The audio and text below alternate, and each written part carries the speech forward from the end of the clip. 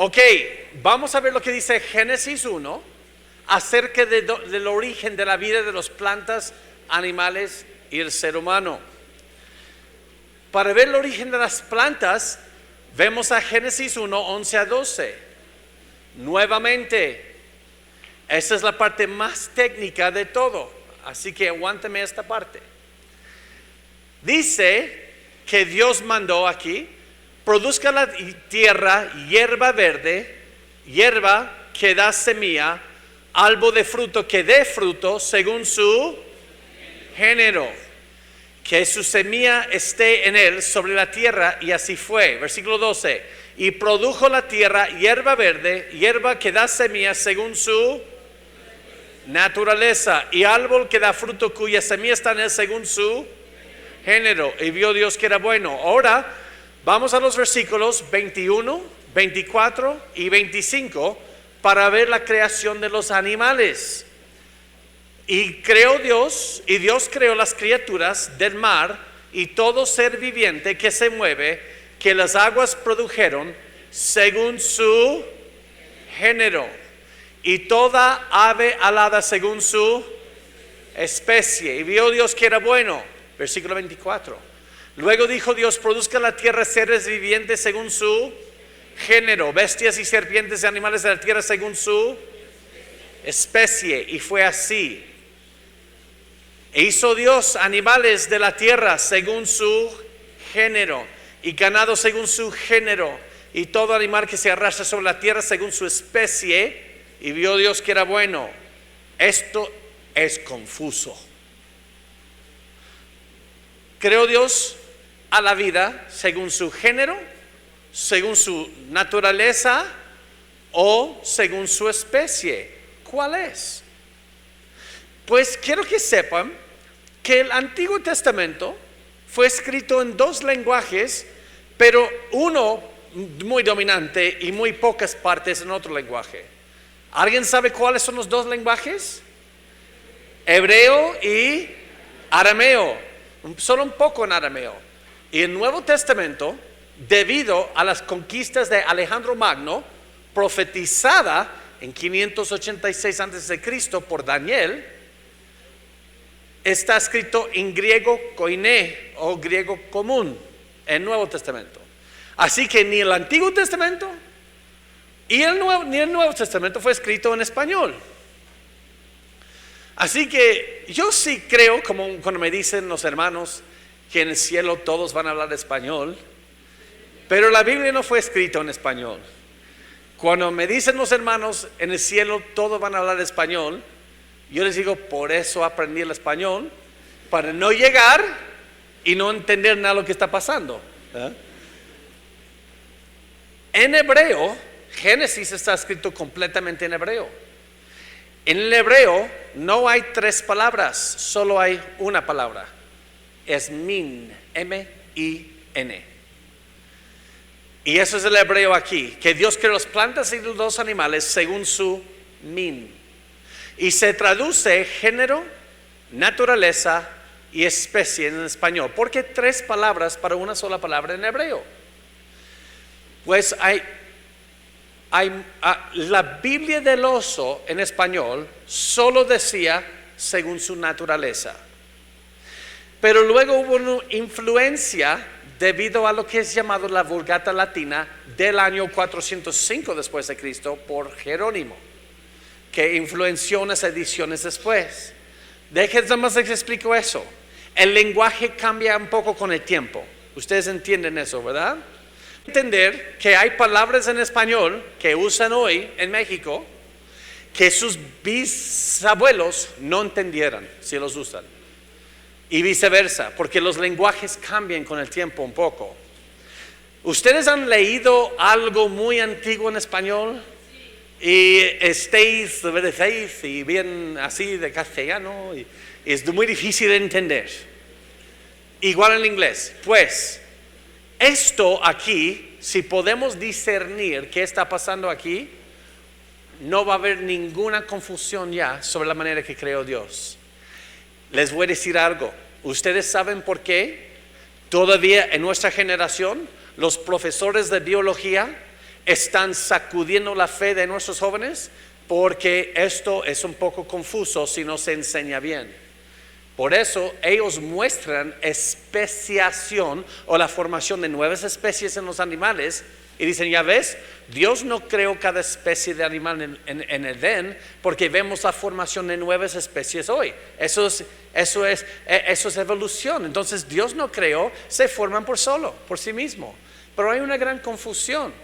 Los profesores que hacen eso no han estudiado su historia. Las palabras especie y género vienen del latín y no tienen un significado concreto. Déjenles explico. ¿Ustedes se acuerdan de esto del colegio? Eso se llama taxonomía. Taxonomía. Esto son las categorías del reino animal. Reino, filum, clase, orden, familia, género y especie. Vamos a ver cómo se debe interpretar la palabra min en español hoy. Esa es la parte más complicada. Si ustedes entienden esto, lo demás es pan comido. ¿Ok? Hablando de pan, me gustan las conchas de México. Ok, vamos a ver si min debe traducirse como especie hoy. Que Dios creó a cada especie de animal. Entonces no hay manera de formar nuevas especies porque es creación de Dios. Pues vamos a ver unas especies. ¿Qué son estas? Son 3 especies de cebra que viven hoy en distintas partes de África. La cebra de Burchell, la cebra de montaña y cebra de Gravy. Ustedes pueden ver que son cebras, pero aún tienen diferencias. Esta cebra, mira su panza, su vientre. Tiene las bandas, pero mira aquí y aquí. No tienen las bandas. Pero entre las que tienen el vientre blanco, mira las bandas en su cuarto trasero, horizontales. ¿Ven la gran diferencia? Y mira esto en su pescuezo aquí. Hay muchas cosas diferentes entre estas 3 especies, pero aún son cebras. Así que si uno cree que Dios creó a cada especie de animal, eso quiere decir que en un lugar Dios creó las cebras de Burchell y siempre han sido así. Y en otro lugar Dios creó en el mismo instante en el huerto de Edén cebras de montaña y siempre han sido así, con sus bandas así. Y también Dios ha creado la cebra de Gravy aquí. Pero nosotros sabemos que eso no es verdad. Se puede ver esa variabilidad cambiar con sus crías. Y esos 3 se pueden cruzar.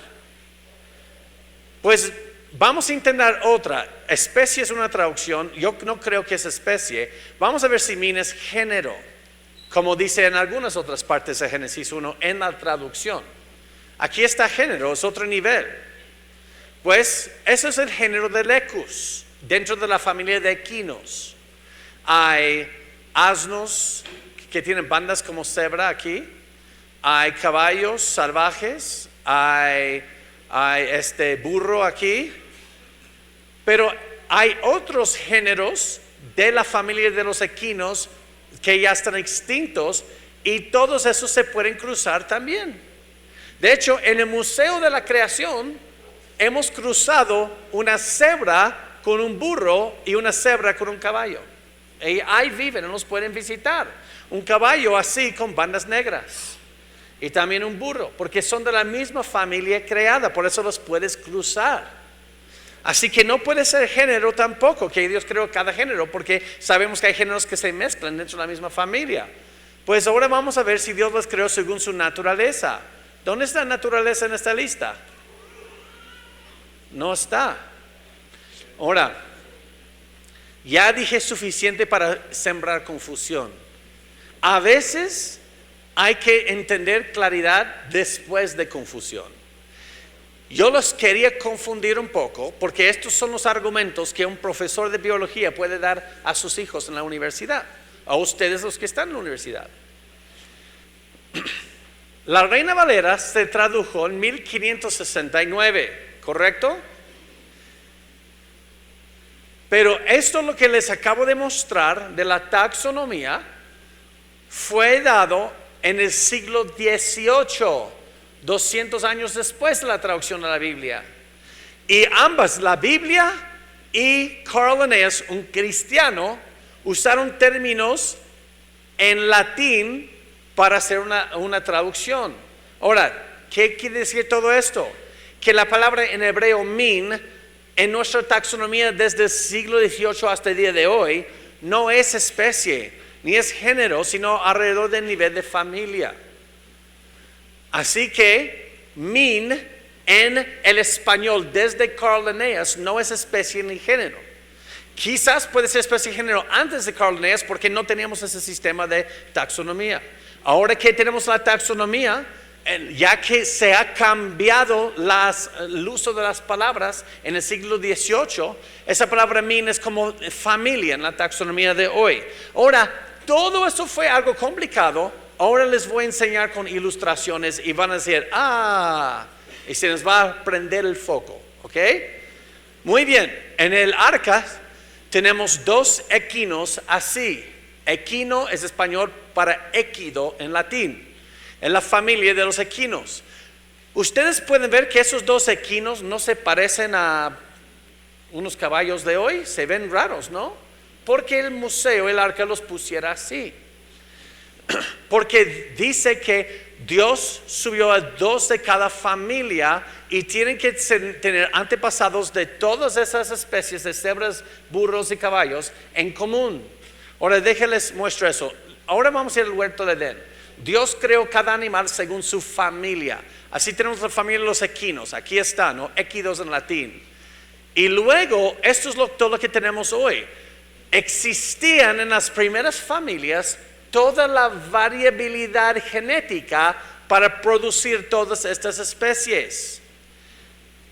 Y luego Carl Linnaeus, hace 2 siglos, los empezó a usar términos en latín para separarlos de acuerdo a sus características. Ahora, si aún no entienden, esto se va a ver muy fácil de entender. Vamos a ver esa diversificación en lo que llamamos, en vez de un árbol evolutivo de la vida, ¿se acuerdan del árbol? En vez de eso, vamos a ver un huerto creacionista de la vida. En otras palabras, Dios creó los caninos según su min, los simios según su min, aves según su min, ceratopsia según su min, y luego con esta variedad genética salen todas las especies. Y en el diluvio, esta línea representa el diluvio, solo 2 representantes de cada familia, no 12 cada especie actual, sino 12 cada representante suben al arca y luego pasan por especiación.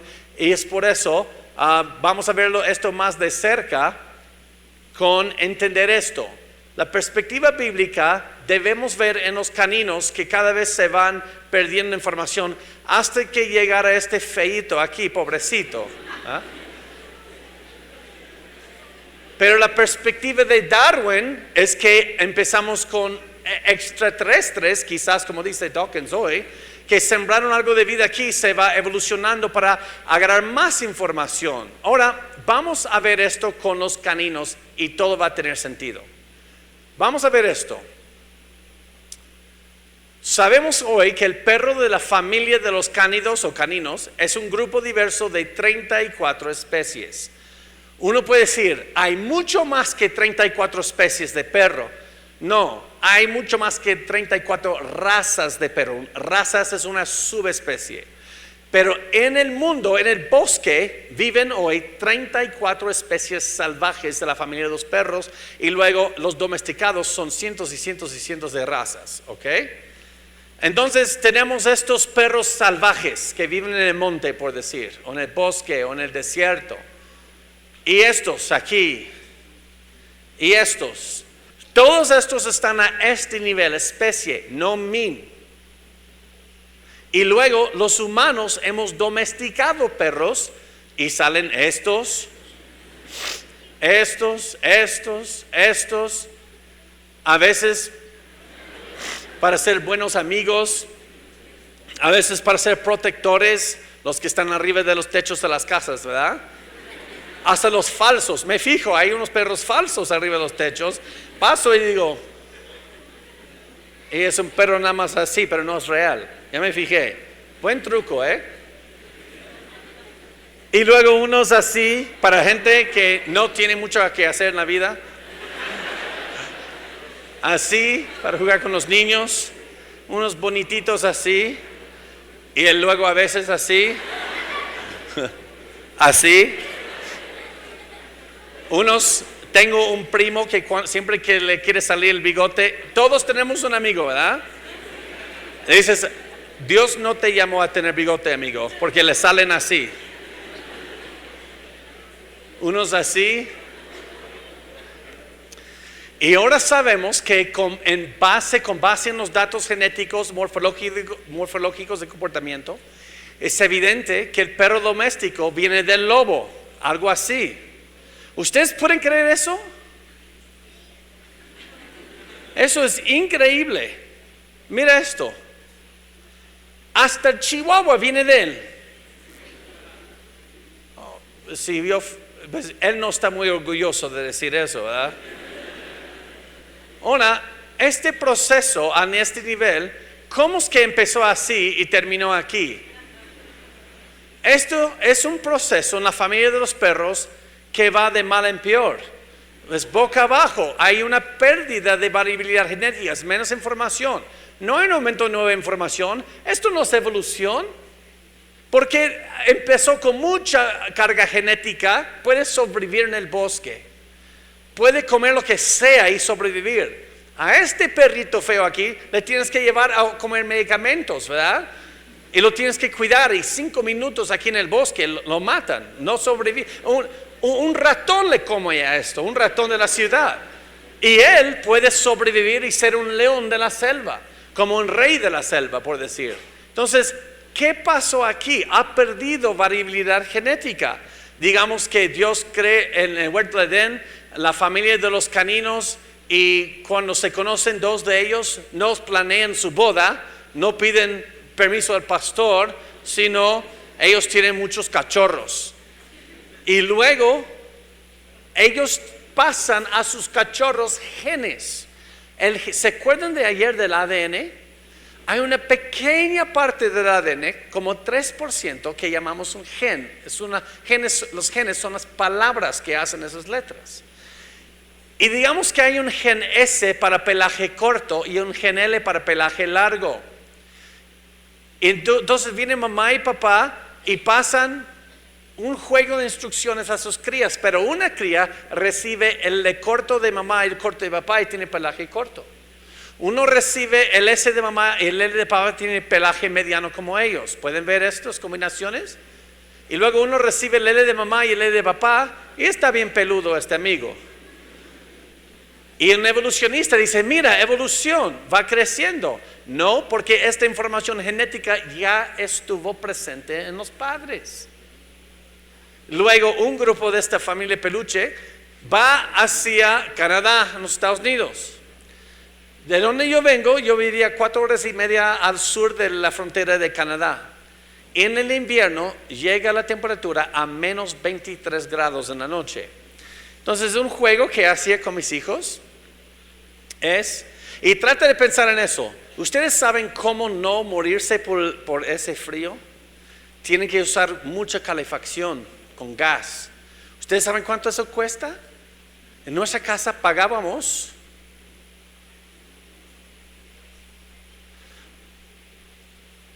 $8,000 mensuales solo para calentar la casa por el invierno. $400 al mes. Así se llega de desesperado por el frío. Y lo que hacía con mis hijos es que yo calentaba agua, hervir el agua. Y luego cuando estaba así de frío, llevo el agua hervido afuera, aviento el agua en el aire y se hace nieve instantáneamente, nunca toca el piso. Eso es frío. ¿Okay? Luego me mudé a México y algunos me dicen, no, mira, hace frío en Querétaro. Yo pasé el invierno en Querétaro, hace calor. ¿De qué está? Oye, menos 23 es frío. ¿Okay? Pues, digamos que ellos van así donde vivo yo, estos tres, y llega el invierno y algunos no tienen el pelaje para ese frío y estiran la pata. Y después de un tiempo, mira cuál es la información genética que se va a perder, el S, porque no pueden sobrevivir el frío. Y luego van a sobrevivir y multiplicar los que tienen solo esos genes. Y es por eso que tenemos diferencias en esos perros o esos animales. Es porque son distintas combinaciones que pudieron sobrevivir en ese entorno. Pero el gen L siempre estuvo presente. Lo que sucedió es que se perdió el S. Por eso dije, es una pérdida de variabilidad genética, se va perdiendo información. Otra familia va hacia a Mérida, Yucatán. Fui a Mérida el año pasado y pensé que me iba a derretir. Es un calor. Así conocen el calor. Y cuando estuve allí, pude imaginar, miren los pobres perritos en el calor y de repente pasan por un calor. ¿Saben eso, verdad? Esos perros estiran la pata también. Y luego los perritos con el pelaje corto para sobrevivir en ese calor son los que pueden reproducir en Mérida. Esto es lo que se llama selección natural. Esto es ciencia, esto es observable, esto no es una teoría. Pero la selección natural solamente elige entre genes ya existentes, no produce nada nuevo. La teoría de Darwin es que se produjera algo nuevo. Ahora, ¿por qué Darwin usó selección natural para tratar de enseñar evolución? Les voy a decir por qué. Lo que les acabo de mostrar de la genética, Darwin no supo de eso. Ahora tú dices, ¿tú tratas de decir que es más inteligente que Darwin? No, pero estoy más informado que Darwin. ¿Saben por qué? Porque la genética no nació como disciplina hasta 1953. Cuando se descubrió la forma doble hélice del ADN por Francis Crick Thompson. Y Darwin escribió su libro en 1859, casi 100 años antes. Después de Darwin, un monje, Gregory Mendel, hizo unos proyectos, unos experimentos con chícharos y su trabajo se perdió por como más de 30 años. No se entendió de descubrir qué es lo que está pasando aquí hasta 1953. Es porque por eso Darwin no entendía la selección natural a un nivel genético. Ahora sí lo entendemos y es solamente una pérdida de variabilidad genética, no es un aumento. Ahora nuestros amigos en Aguas Vivientes, ellos fueron con Ray Comfort y Kirk Cameron, fueron a unas universidades y empezaron a preguntar, muéstrame con el método científico algo observable, la evolución, y solo hablaron de como esos perros, de especiación. De nada es nuevo, solamente es una nueva combinación de información ya existente. Así que miren lo que dicen estos profesores de evolución en las universidades norteamericanas. ¿Ese cambio de género te refieres al cambio de una especie a otra? Sí, tenemos eso sucediendo en este momento en los Galápagos. ¿Puedes darme un ejemplo? Sí, tenemos un grupo de pájaros llamados pinzones de Darwin. Miras las diferencias entre los pinzones en las islas. Todos empezaron así, eso es muy observable. Pero esa no es una evolución darwiniana, no han habido cambios de género. ¿En qué se convirtieron los pinzones? Se convirtieron en genéticamente y anatómicamente nuevas especies ¿Así que aún son pinzones? Por supuesto que aún son pinzones. Entonces no hay cambio de género. 3 pinzones que se convirtieron en diferentes Aún tipos son de pájaros. pinzones. Bueno, por ejemplo, Darwin y su estudio sobre evolución de pájaros en la isla en la que estuvo, ¿Sus picos cambiaron? sus picos. Pero aún son pájaros, no hay No. cambio de género, eso es dentro No, del no, género. no, es solo evolución en los picos. A Es eso lo se que le es. llama adaptación, no es evolución darwiniana. No hay cambio de géneros, no hay animales diferentes involucrados. Quiero algo que me muestre que la creencia de Darwin en el cambio de género es científico. Darwin habló del cambio de género. ¿Puedes darme cualquier evidencia observable para la evolución darwiniana donde hay cambio de género?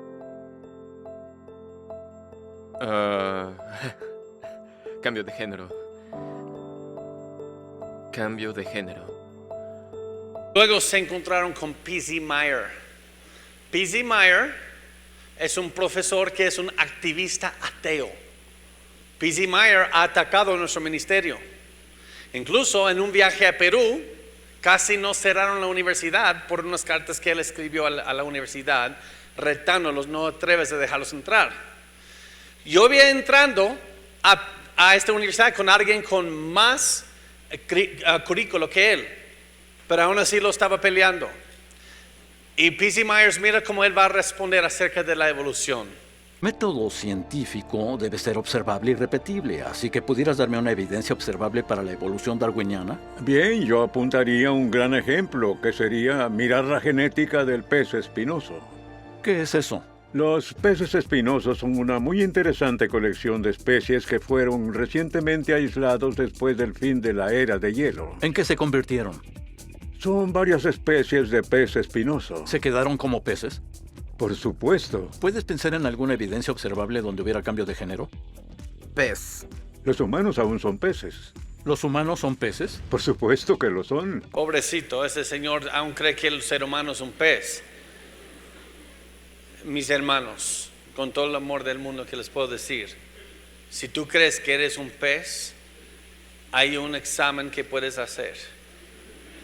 Hay un experimento. No te lo sugiero porque no vas a estar vivo para ver que te equivocaste. Si metes la cabeza en la tinaca y empiezas a respirar el agua, cuando vas a la presencia del Señor te vas a dar cuenta que no fuiste un pez. Los humanos no somos peces. Esto es especiación dentro de la variabilidad genética preexistente, pero eso ni siquiera empieza a responder la pregunta: ¿quién puso la información allá en primer lugar?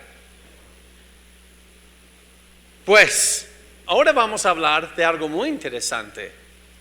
Entonces, si Dios nos creó, Dios creó los animales según su familia, el canino, el felino, por ejemplo, los felinos hoy tenemos gatos domésticos, leones, tigres, pumas, jaguares, pero todos ellos son de la misma familia creada, porque son gatos, son felinos. Ahora, ¿qué del origen de los seres humanos? Pues, en Time Life 1966, se produjo este diagrama que cada quien, ¿se acuerdan lo que hablamos ayer? Que cada quien, pues, yo no voy a ser pues racista hoy, ¿verdad? Así que cada quien puede buscarse en cualquier línea que guste y así puedes rastrear tu familia, ¿no?, a unos seres simiescos. Pero ¿qué dice la Biblia acerca de eso? Pues la Biblia enseña que existe solamente una raza humana, porque hubo Adán y Eva, tuvieron hijos, hijas, llegamos hasta la familia de Noé, sus hijos, los únicos sobrevivientes del diluvio, y luego desde la torre de Babel, después de ellos, Dios confunde sus lenguajes y pasamos a tener todos los grupos étnicos hasta el día de hoy. Así que la Biblia presenta la idea de una sola raza. De hecho, el apóstol Pablo predica en Atenas, en Hechos 17, y él va con los griegos, con los epicúreos y los estoicos, dos clases de filósofos de su día. Y el apóstol Pablo les enseña primero teología propia, quién es Dios, y después les enseña en su prédica antropología bíblica, quién es el hombre. Y él les dice: y de una sangre, hablando de Dios, Dios ha hecho todo el linaje de los hombres para que habiten sobre toda la faz de la tierra, y les ha prefijado el orden de los tiempos y los límites de su habitación. ¿Qué está diciendo esto aquí? Que hay una sola raza de seres humanos, no importa en cuál lado del mundo vives. Pues tenemos la teoría de la evolución que propone distintas razas biológicas, y eso es lo que explica nuestras diferencias hoy. Y tenemos a la Biblia enseñando que somos todos de una sola raza de Adán y Eva. ¿Quién tiene la razón? La Biblia. Solamente el mundo a veces tarda para descubrir eso. En el año 2000, pues en el año 1988, se empezó un gran proyecto que se llama el Proyecto Genoma Humano. En este proyecto tomaron muestras genéticas de personas a lo largo del planeta Tierra y para comparar su ADN. Y en el año 2000, en medio de este proyecto, se publicó este resultado. El Dr. Venter y los científicos de los Institutos Nacionales de Salud anunciaron recientemente que habían elaborado un borrador de la secuencia completa del genoma humano y los investigadores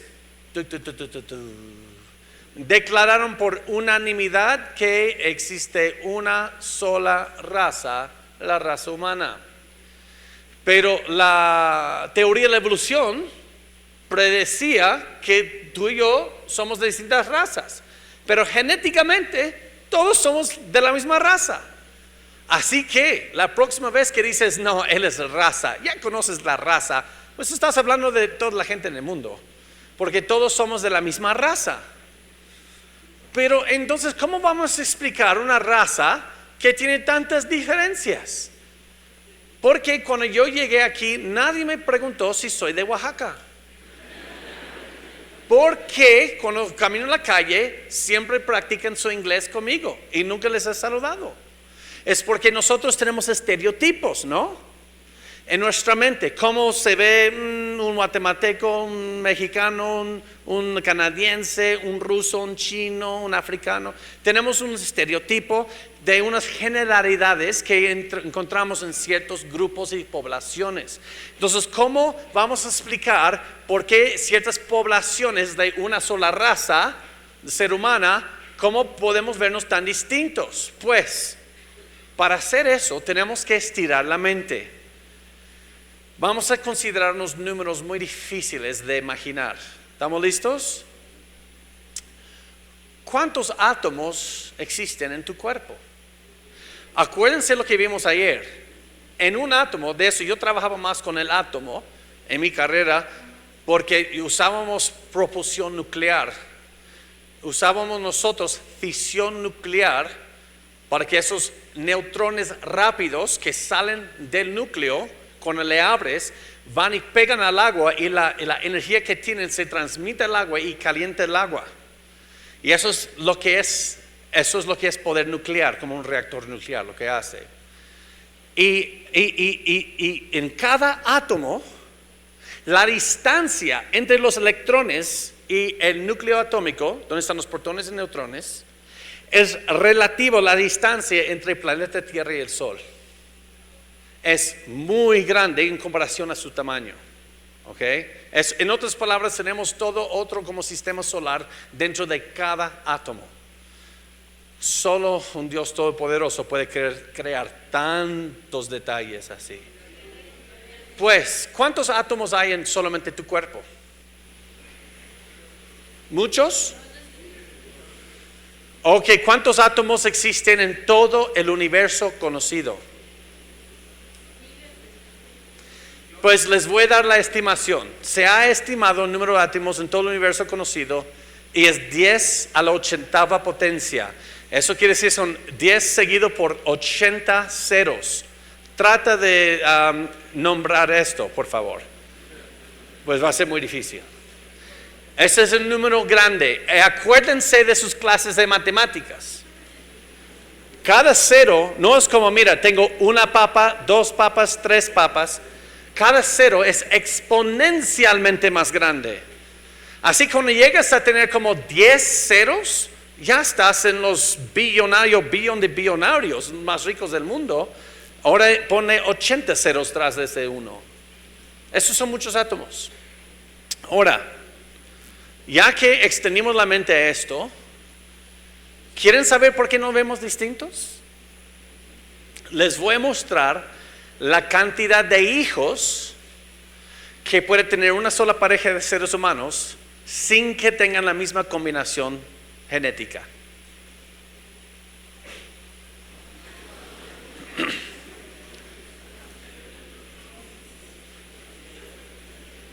Diez seguido por 2017 ceros. Esta es la potencial de la cantidad de hijos que una pareja de seres humanos pueden tener sin contar a gemelos, sin que tengan la misma combinación de genes, sin que se vean iguales. Por lo que parece, algunas personas quieren alcanzar este número. Los que hacen homeschool ya saben quiénes son. Por lo que parece, mi suegra quiso lograr este número. Mi suegra tuvo 12 hijos. Mi esposa y yo llegamos a 6. Cuando llegamos a 6, le dije a mi suegra, aquí está su trofeo, usted gana. Tiro la toalla. No, los niños son una gran bendición. Pero mira esta cantidad de hijos que pueden tener. Ahora, sígueme diciendo que nosotros salimos del limo. Sígueme diciendo que somos un accidente, que toda esta información es nada más y potencial de información está aquí por accidentes. Sígueme ese cuento, por favor.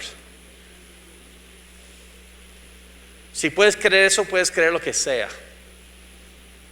Ahora, ¿se acuerdan de genes dominantes y recesivos? ¿Se acuerdan de genes A y B? ¿Se acuerdan de la combinación de pelaje largo, pelaje corto? Pues nosotros también tenemos lo que se llama melanina. Melanina es un pigmento que se esconde bajo de la piel. Y cuando detecta rayos solares, sale a la superficie para protegerte de esos rayos solares. Y es por eso cuando vas afuera, en el día de campo en la iglesia, cuando llegan a la casa esa noche y levantan la manga, está muy blanco aquí, muy oscuro aquí. Es porque su piel que estaba expuesta al sol, detectó el sol y subió la melanina para protegerte. La melanina tiene un color principal y es café. Y todos tenemos melanina, menos yo. Porque existe algo que se llama epigenética.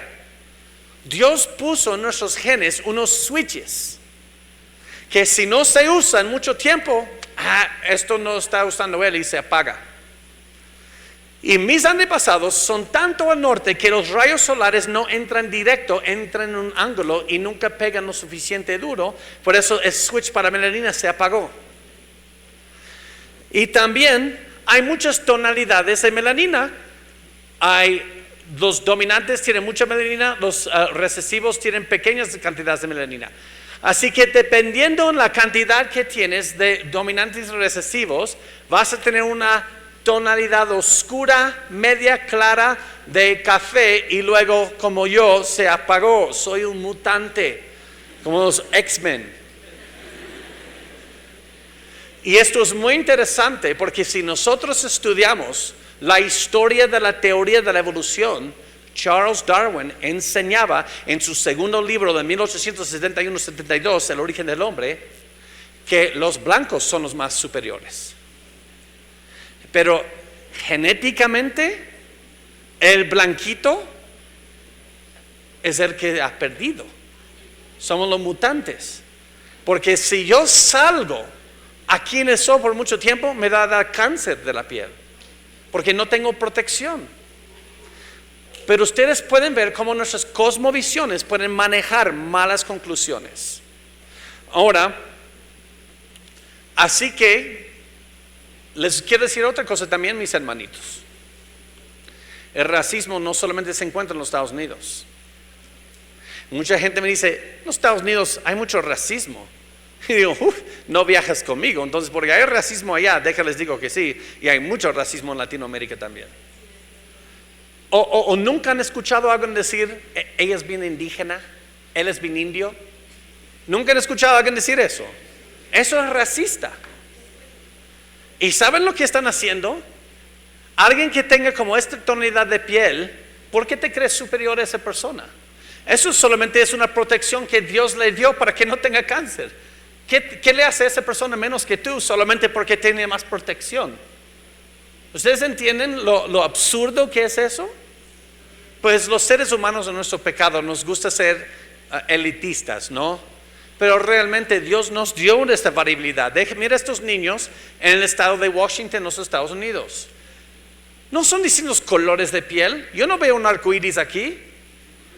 Esto es tonalidad clara a oscura de melanina, de un solo color. Ahora, para producir todo esto, ¿cómo sería Adán y Eva?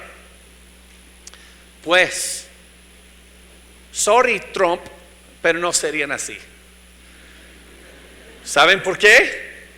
Porque ellos no tienen la variabilidad genética para producir lo que vemos hoy aquí. Así se viera todo el mundo si así fuera Adán y Eva.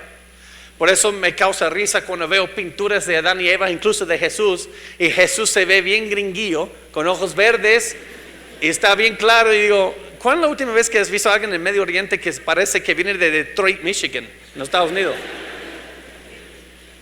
¿Todo el mundo se viera así? ¿Y así se ve el mundo? No, esto parece una película de ciencia ficción. Ahora, tampoco como de Sudáfrica, porque todos tuvieron los dominantes, todo el mundo se viera así. Así no se ve todo el mundo. O sea, aquí hay una falta de variación genética, por ende, Adán y Eva tuvieron que estar en medio. Cuando enseño eso en los Estados Unidos, les digo, así se ve en Adán y Eva, más o menos. Podemos ver la genética. Pero cuando estoy en México, puedo decir, solo miren el espejo. Porque el promedio del mexicano tiene los genes dominantes y recesivos, una mezcla, como yo veo que ustedes tienen, para luego producir a través de las generaciones distintas combinaciones. De hecho, esto a veces pasa en una sola generación. Les voy a mostrar unos mellizos. Los mellizos están en el vientre en el mismo tiempo.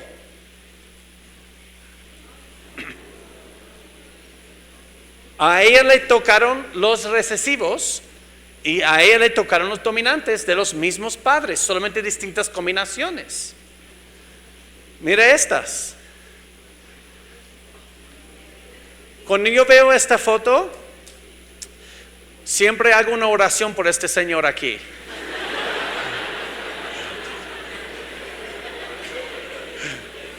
Y espero en Dios que la primera que salió no fue ella. Porque imagínate, hubo problemas en ese matrimonio ese día. Tuvieron que llamar al pastor y un genetista rápido. Mira esos 4 aquí, de una sola familia. Cuando nosotros pensamos en raza, a veces hemos pensado en, mira el pelo, como se ve como latinos, ¿no? Con una tonalidad un poco más oscura. Y luego a unos gringos con el pelo más blanquito o rubio, con tonalidad más clara. Pero esos no son razas, porque esos son mis 6 hijos. Y solamente que mi esposa, siendo bien bonita y mexicana, y yo estuve en el sol, ¿ves? Mi melanina no salió ese día. Nos dio Dios una gran variabilidad. Ahora tengo que presumir a mis hijos por 30 segundos. Si me aguantan, ¿no? Porque son regalo de Dios. Ella es la mayor, se llama Abby. Ella tiene 18 años. Y ella ama al Señor. Si hay mequetrefes aquí, no. Y luego Andrea tiene 17 años. Ella se ve como más gringuía, ¿verdad? En la familia se dicen la gringa y a Abby le dicen la mexicana. Y ella es nerd como su padre, pobrecita. Mi hijo Emanuel cumplió 15 años esta semana pasada y él se ve como más norteamericano. Pero luego mi hijo Joseph se ve más mexicano. Luego Martín, él se ve como más gringuillo, le encanta predicar. Mira esto. Hello, my name is Martin Owen, and today I got a question for you. Are you in Jesus? Ahora tiene que solo hacer eso en español, ¿verdad? Pero le encanta predicar. Nada más, él es Panchito, el más chiquito, el bien payasito de la familia. Pero les voy a decir algo. Dios obviamente tenía esto en mente, como nos vemos hoy, ¿no? Nada le toma a Dios por sorpresa. Y les voy a decir algo, hermanos. Yo no creo que el plan que tuvo Dios para que yo saliera así, usted así, es para que hiciéramos algo de jerarquías de elitismo para saber quién es mayor y quién es menor, sino para que viéramos la creatividad de Dios, para que nosotros viéramos el poder de Dios. Entonces, en unas diferencias pequeñas entre nosotros, debemos decir, wow, mira cómo es Dios, mira cómo salí, mira cómo saliste. En vez de decir, oh, este grupo debe ser mayor que el otro. No dejemos al pecado de echar a perder lo que Dios hizo, ¿verdad? Y también algunos dicen, pero ¿cómo tienen esas formas de ojos? Pues mira, yo tengo ojos verdes. Supuestamente Si hay unos hermanos o hermanas aquí que tienen ojos verdes o azules, les tengo unas malas noticias. Los días de presumir se acabaron hoy. No existen ojos verdes y azules. Todos tenemos melanina en la capa del ojo también, y es café. Solamente algunos tienen la capa tan delgada que la luz refleja de una manera que aparenta un verde o azul, pero realmente son ojos cafés. Y otra cosa, dicen, pero los asiáticos parece tienen ojos de almendra, han dicho. Pero lo que están viendo aquí es que todos tenemos una capa de grasa alrededor del ojo. ¿Lo pueden sentir? Por eso aquí dicen el chino, ¿verdad? Del barrio que tiene los ojos así. Ahí viene el chino. Algunos tenemos genéticamente más grasa que otros. A mí, genéticamente, se me pasó la grasa a la panza. No tiene nada que ver con los tacos de la Ciudad de México al pastor con piña. Esto es ser un ser humano. Y ustedes saben que en nuestra página respuestasengenesis.org escribí en febrero este blog aquí.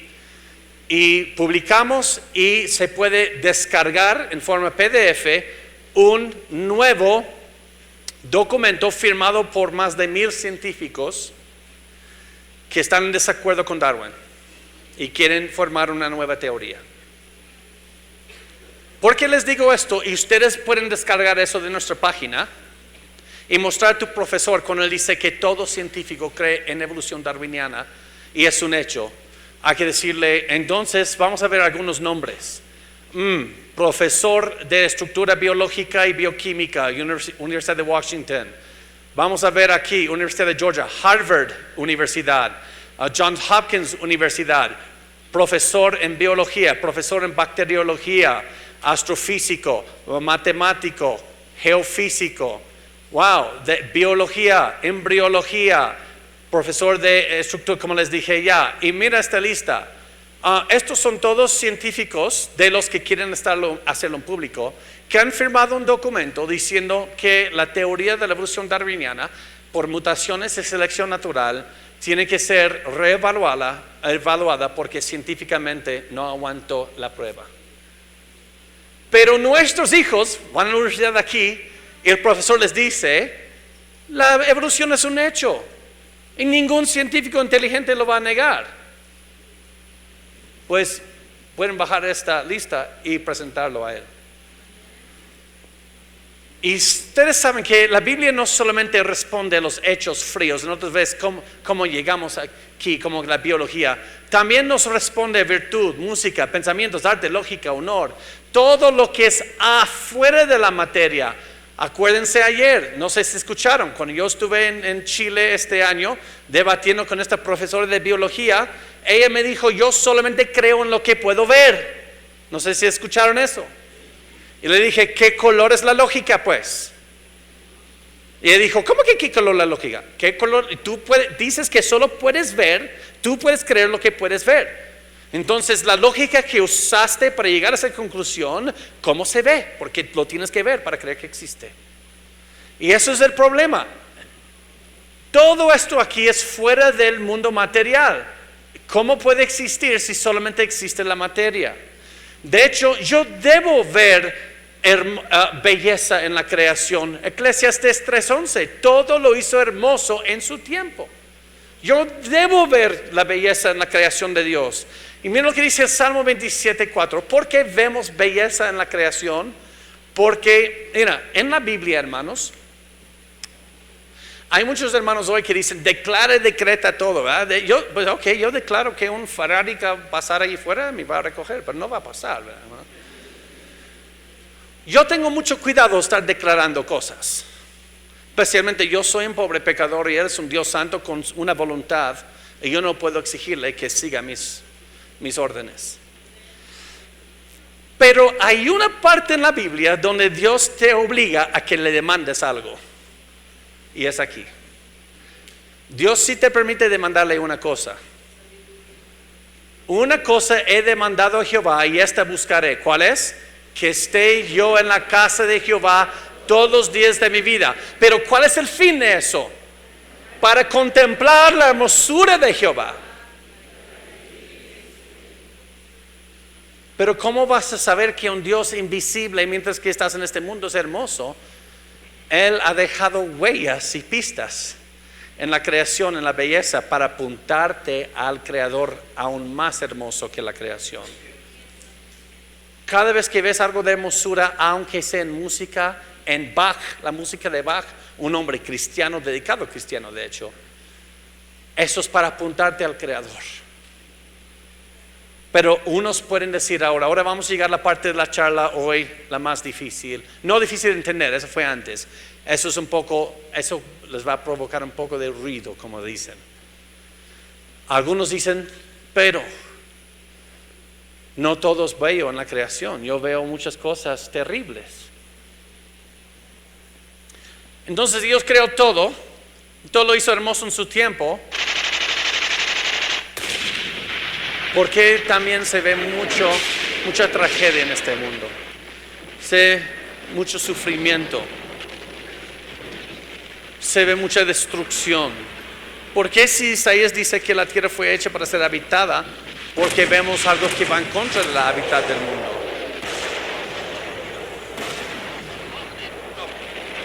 ¿Cómo podemos ver todo esto y entender un Dios que hizo todo hermoso en su tiempo? Y eso nos va a llevar hoy a esto. Esto es la duda más grande con los universitarios en el mundo de hoy.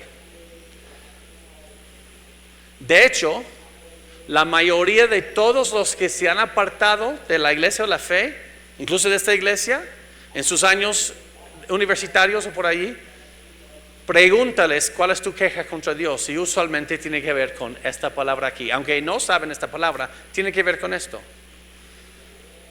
Ahora, esta palabra teodicea es del griego teos y dike, Dios, justicia, y vienen estas preguntas. Número 1, si Dios existe, ¿por qué existe la maldad? Una teodicea es un argumento para tratar de comprobar que Dios es justo, aunque existe la maldad. ¿No han pensado en esta pregunta? ¿O nunca les han hecho esto? Pues yo creo que estamos en la misma página, ¿verdad? O número 2, si Dios es bueno, ¿por qué existe la muerte? Usualmente esta pregunta sucede cuando alguien pierde a alguien en su familia querida y luego hay muchas dudas de ahí, sufrimiento. O soy el único que ha conocido a alguien que dice ya no voy a la iglesia porque falleció fulano. Pues vamos a ver con la primera. Si Dios existe, ¿por qué existe la maldad? ¿Ustedes nunca se han fijado que Jesús responde a muchas preguntas con otra pregunta? No está evadiendo la pregunta. De hecho, mira cuántas veces lo hizo. Parece ser un patrón. Ahora, ¿por qué Jesús lo hizo? Pues vamos a ver una ocasión. Lucas 18, 19. Jesús le dijo a este joven rico, ¿se acuerdan? ¿Por qué me llamas bueno? Ninguno hay bueno sino solo Dios. ¿Nunca se han pensado, si Jesús es Dios, por qué le reclama al joven rico por decir que es bueno? Por lo que parece, Jesús no está diciendo que es Dios aquí. Pero tienes que entender lo que dijo este joven anteriormente. El joven cree que también él es bueno. Yo he cumplido con toda la ley desde mi juventud. Entonces, cuando él dice buen maestro, él está diciendo la palabra bueno de manera relativa. No de que eres el Dios bueno universo, sino eres bueno como yo. Yo también soy bueno, he cumplido con toda la ley. Y Jesús le hace un solo desafío: vende tus pertenencias, darlos a los ricos. Y él se da cuenta que no es bueno porque su corazón era idólatra. Y él se va. Entonces Jesús le permite usar la palabra bueno de una manera relativa. Eso es subestimar la bondad de Dios. Entonces Jesús le estaba desafiando con la suposición en la pregunta. Déjales explico eso. Les voy a hacer una pregunta así y les voy a mostrar. Ya que la Ciudad de México pertenece a Colombia, ¿por qué no se comen arepas aquí como en Colombia? Ahora, Si yo digo, porque las arepas no son muy sabrosas, por eso no los comen en la Ciudad de México. ¿Qué acabo de hacer? Acabo de confirmar tu error en la pregunta. La Ciudad de México no pertenece a Colombia. Entonces, en vez de responder así, debo responder, ¿por qué crees que la Ciudad de México pertenece a Colombia? Entonces, Jesús respondía así porque hay una suposición errónea en la pregunta, y si la respondes directamente, vas a confirmar el error. ¿Me entienden hasta allí? Entonces, esa es la manera de responder esa pregunta.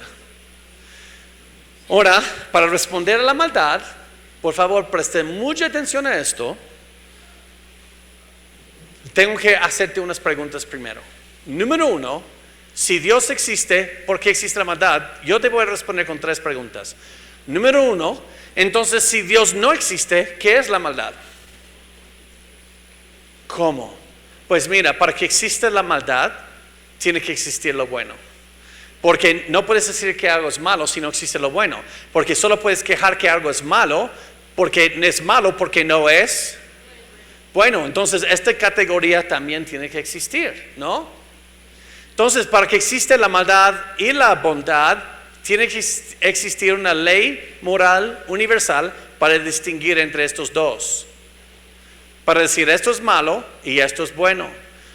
Pero para que exista una ley moral universal, tiene que existir un dador de esa ley.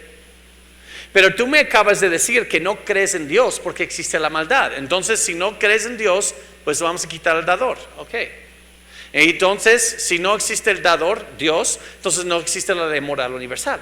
Si no existe la ley moral universal, no existe lo bueno. Si no existe lo bueno, ni siquiera existe la pregunta por qué existe la maldad. Ese es el primer punto. La única manera que puede existir la maldad es si primero existe Dios, un dador de la ley moral universal. Entonces no puedes usar ese argumento para decir que Él no existe. Pero ahí viene la segunda parte. ¿Todavía están conmigo? Ok, esto se va a volver bueno. Allá estás tú. Y me hiciste la pregunta, si Dios existe, ¿por qué existe la maldad? Ya te hablé que la maldad no existe como categoría a menos que primero exista un dador de la ley moral universal. Pero luego yo te lo voy a echar a ti. Vamos a sacar una hoja de papel. Y yo te voy a pedir que anotes, ahora no lo anotes aquí porque alguien lo va a leer, pero en tu mente, anota toda la maldad que has pensado, dicho y hecho en los últimos 2 meses.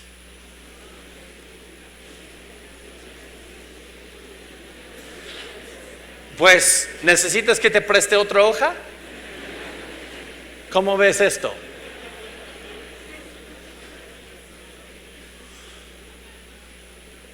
Ok, ahí estás. Y tú vienes aquí, bien santito, a decir, yo no creo en Dios porque existe tanta maldad y sufrimiento.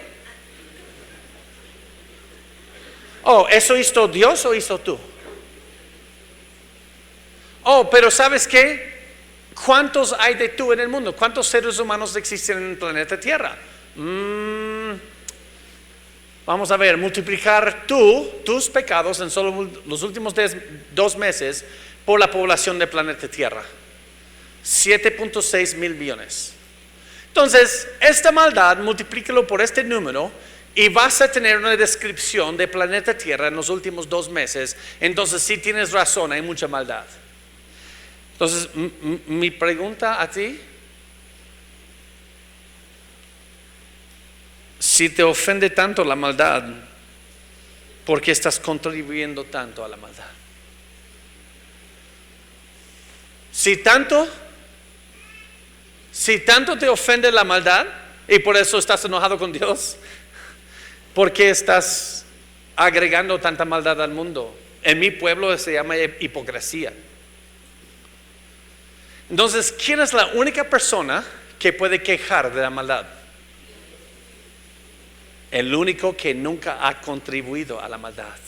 Porque si tú has contribuido a la maldad, tú ya no tienes argumento. Mejor te callas. Pero ¿sabes qué? Hace 2000 años,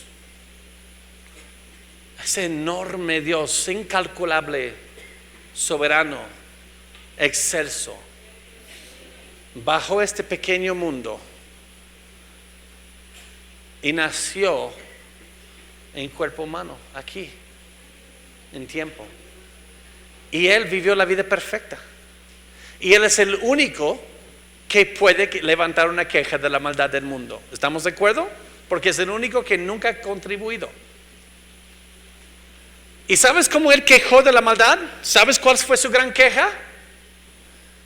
Subió a una cruz y tomó la pena y la vergüenza, la desnudez de la maldad sobre sí mismo. Ahora cuéntame otra vez por qué estás enojado con Dios, para que eche yo una lágrima en tu favor. Realmente, el único que no ha contribuido a esta maldad en el planeta Tierra es el único que tomó la pena de la maldad sobre sí mismo para salvarnos. Qué gente mal agradecida somos, ¿no? Pues, y la tercera, yo digo a los ateos en las universidades esto: ya que queremos tener el derecho de no seguir a Dios, porque a un ateo él disfruta el derecho de no tener que ser cristiano, ¿correcto? Él disfruta de esa libertad, ¿no? Ok, tú quieres que Dios te dé la libertad para creer en Él o no, pero ¿por qué quejas cuando Dios no obliga a la humanidad a obedecer y a hacer el bien? Entonces tú no quieres que Dios te obligue a creer en Él y a hacer el bien, pero tú quieres que Él obliga a todos los demás seres humanos para que no exista la maldad. Entonces tú quieres tener libertad para no obedecer a Dios, pero tú quieres que el resto del mundo no les dé la libertad, que ellos obligatoriamente tienen que hacer el bien.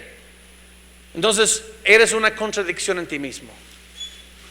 Pues esa es la primera pregunta. Si Dios existe, ¿por qué existe la maldad? La segunda pregunta: si Dios es bueno, ¿por qué existe la muerte?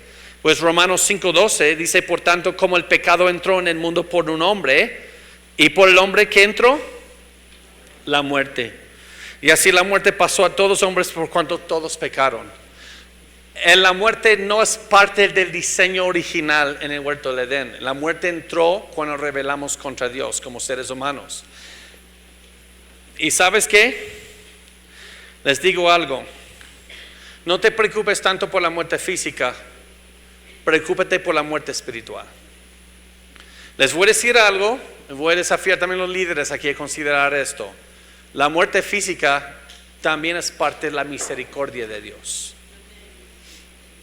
La muerte, el juicio eterno, es más el juicio de Dios. Vamos a considerar esto por un momento. Desde la caída, el hombre y la mujer, todos estamos aislados de experimentar la gloria de Dios. ¿Ok? Y no estamos caminando con Dios al día en día, no lo estamos viendo con nuestra cara, no estamos pudiéndolo alabar en persona, y hay mucha maldad en el mundo. Entonces tú prefieres que no existe la muerte en planeta Tierra. En otras palabras, tú quieres vivir por la eternidad aquí en la tierra, aislado y lejos de Dios. O piensa en Adolfo Hitler. Nunca puede morir.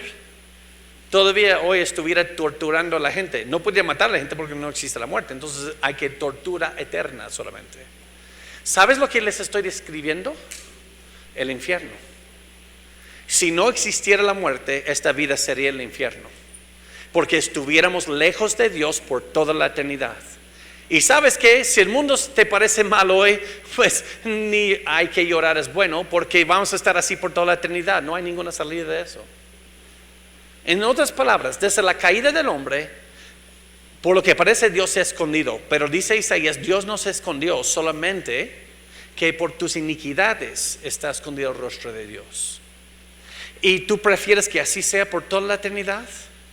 ¿O esta prisión de la tierra donde estamos aislados de Dios solo va a durar un poco? y luego las cosas van a regresar de como eran antes de la caída. Ya no vamos a llorar, ya no vamos a sufrir. Vamos a estar con Él por toda la eternidad. Pues, hoy vamos a terminar esta conferencia y luego entrar en preguntas y respuestas. Pero los tengo que apuntar al que venció la muerte. El Salmo 33, ¿se acuerdan de ayer esto? Por la palabra de Jehová fueron hechos los cielos. Hay muchos de nosotros que nunca hemos entendido el Evangelio de Juan. Y hoy lo vamos a entender. Acuérdense, Dios creó a través de ¿qué? Su palabra. Juan 1. Es muy importante entender Juan 1, especialmente cuando hablas con testigos de Jehová. Juan está parafraseando a Génesis. Y está escribiendo a los greco-romanos después, por eso es el último evangelio para ser escrito, porque ellos no fueron criados escuchando en esa sinagoga del templo lectura de Génesis. Entonces Juan dice, en el principio, ¿cómo empieza Génesis 1:1? Y Juan dice, en el principio de espacio, materia, energía, ya existía el Logos. Logos es el griego que usó Juan aquí. Logos significa literalmente, aquí en ese contexto, palabra activa. ¿Y qué es una palabra en acción? Verbo, por eso dice verbo. Debido a la Vulgata latina, puso verbo. Entonces, cuando ves verbo, piensa en palabra activa, acción. ¿Ok? En el principio ya existía la palabra en acción o la palabra activa. ¿Qué quiere decir eso? Que esta palabra activa es eterna porque existe desde antes. Ahora, sabemos aquí en el versículo 14, y en esta palabra activa, estamos viendo aquí la enseñanza de la Trinidad, se está desarrollando para mostrarnos. Aquella palabra activa fue hecho carne y habitó entre nosotros, y vimos su gloria como de un unigénito del Padre, lleno de gracia y de verdad. ¿De quién está hablando? De Jesús. Ok, ahora mira lo que está aquí en medio, ahí les va secreto. Todas las cosas por Él fueron hechas, y sin Él nada de lo que ha sido hecho fue hecho. ¿Qué es Él? Todo fue creado por la palabra activa. Por la palabra de Jehová fueron hechos los cielos. Está hablando de Cristo. Por eso Cristo, cuando está en el camino a Maús, después de su resurrección, y les muestra desde Génesis, porque dice desde Moisés, que es el Pentateuco, desde Génesis, Éxodo, Levítico, Número, de Deuteronomio, y todos los profetas, todo lo que de Él decían. Cuando Dios dice en Génesis 1:3, y Dios dijo, sea la luz, estás viendo la acción del Hijo de Dios en la creación. El Espíritu de Dios sobre las aguas es el Espíritu Santo. Y el Padre es quien está creando a través de Jesús, del Hijo. Entonces eso es una obra de amor entre la Trinidad. Y este mismo excelso verbo que Juan después, ¿ustedes se acuerdan de Isaías 6? La comisión de Isaías, santo, santo, santo. ¿Se acuerdan de eso? Ustedes saben que Juan después dice que Isaías estaba viendo la gloria del Hijo allí. Ese es el Hijo en el Antiguo Testamento.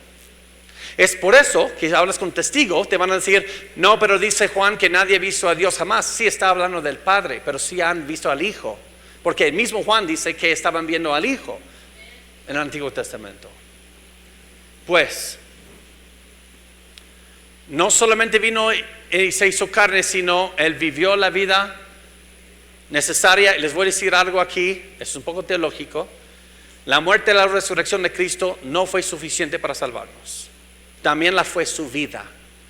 Él tuvo que vivir como el postrer Adán, en obediencia al Padre, para darnos esa obediencia. Por eso cuando Jesús fue a ser bautizado por arrepentimiento de pecados, Juan, fue un escándalo para Juan. Porque ¿cómo puede el Rey de Gloria necesitar bautismo por pecador? No es pecador Jesús, pero Jesús dijo que Tenemos que hacerlo para cumplir con toda justicia, como el postrer Adán. Él tenía que vivir como un hijo de Adán en la tierra. ¿Para qué? Para que luego tomar esa obediencia suya y ponerla a tu cuenta a través de la fe. Entonces, la vida, muerte y resurrección de Cristo es para nuestra salvación. No solamente la muerte y resurrección. Y Él murió y resucitó al tercer día. Tenemos hoy lo que se llama la inscripción nazarena. Esta inscripción es por Claudio, el emperador de los tiempos de Jesús, del emperador romano. Y aquí dice lo siguiente: es mi decisión respecto a los sepulcros y tumbas que estos permanezcan intactos para siempre. Pero si alguien legalmente denuncia que de alguna manera ha retirado a los que han sido enterrados, o ha movido las piedras que sellan el sepulcro, contra tal persona ordeno que el tribunal judicial que sufra la pena de muerte bajo el título de romper la tumba. ¿Qué pasó aquí? Que se tuvo que hacer un edicto sobre todo el imperio romano hace 2000 años. Ese imperio estaba muy ocupado venciendo a todo el Medio Oriente, pero tuvieron un problemazo en Jerusalén. Se desapareció el puerto y se rompió el sello de esa tumba. Y todo el imperio romano no pudo encontrar un solo pueblo. Y luego un grupo que llamaban el Camino empezó a proclamar que resucitó. Y los judíos y los romanos querían callarlos y solo tenían que presentar un cuerpo para callarlos. No pudieron. Pueden conquistar todo el mundo, pero no pueden encontrar un cuerpo. Cuando llegó este camino a Antioquía, los empezaron a cristianos por Cristo. hermanos, es el año 2019 o 13. Han pasado 2000 años. No han hallado ese cuerpo. ¿Saben por qué no lo han hallado? Porque está a la diestra del Padre esperando órdenes para volver. Él ha resucitado. Hay muchas pruebas históricas. Hay muchas pruebas. Lo único que tuvieran que hacer para cerrar las puertas de esta iglesia y mandar a todos a su casa y callar a todos sus pastores, ¿saben qué? Solo hace una cosa: produce el cuerpo muerto y me voy a mi casa. Y todos los pastores aquí se irán a sus casas y nos quedamos callados. Solo produce ese cuerpo, por favor. Entonces, cuando los quieren callar como iglesia, produce el cuerpo muerto de Jesús y me callo la boca. Pero hasta que lo pueden hacer, yo voy a seguir predicando su resurrección. Entonces vemos, ¿se acuerdan de nuestro amigo exateo Malcolm Muggeridge de ayer, que en sus últimos años de su vida conoció a Cristo? Él dice esto, porque hay muchos ataques en contra de nuestra fe cristiana, y él dijo lo siguiente: miramos hacia atrás en la historia, ¿qué es lo que vemos? Imperios que se levantan y imperios que caen en el olvido, revoluciones y contrarrevoluciones, riquezas acumuladas y riquezas dilapidadas. Shakespeare ha escrito de la subida y de la caída de los más grandes, que al igual que la marea suben y bajan con la luna. He mirado hacia atrás y he visto a mis propios compatriotas de Inglaterra, que una vez dominaron la cuarta parte del mundo, convencidos, la mayoría de ellos, de la popular canción que dice: el Dios que los hizo poderosos los hará todavía más poderosos. Oí un austriaco demente, Adolfo Hitler, anunciar al mundo el establecimiento de un imperio que duraría 1000 años. Vi a un payaso italiano, Mussolini, decir que iba a parar y comenzar el calendario con su ascenso al poder. He escuchado de un asaltador y homicida en el Kremlin, Stalin, de quien la élite intelectual decía que era más sabio que Salomón, más humano que Marco Aurelio, más iluminado que Ashoka. He visto a los Estados Unidos de América mucho más rica, en lo que maquinaria militar se refiere, más poderosa que el resto de los países del mundo juntos, hasta el punto que si los americanos hubieran querido, hubiesen podido superar a César o Alejandro Magno en la magnitud y escala de sus conquistas. Todo esto en el transcurso de una sola vida. Todo en una sola vida, todo el viento se lo llevó. Hoy Inglaterra es parte de una pequeña isla en Europa, amenazada por el desmembramiento de los nacionalismos, e incluso con la bancarrota.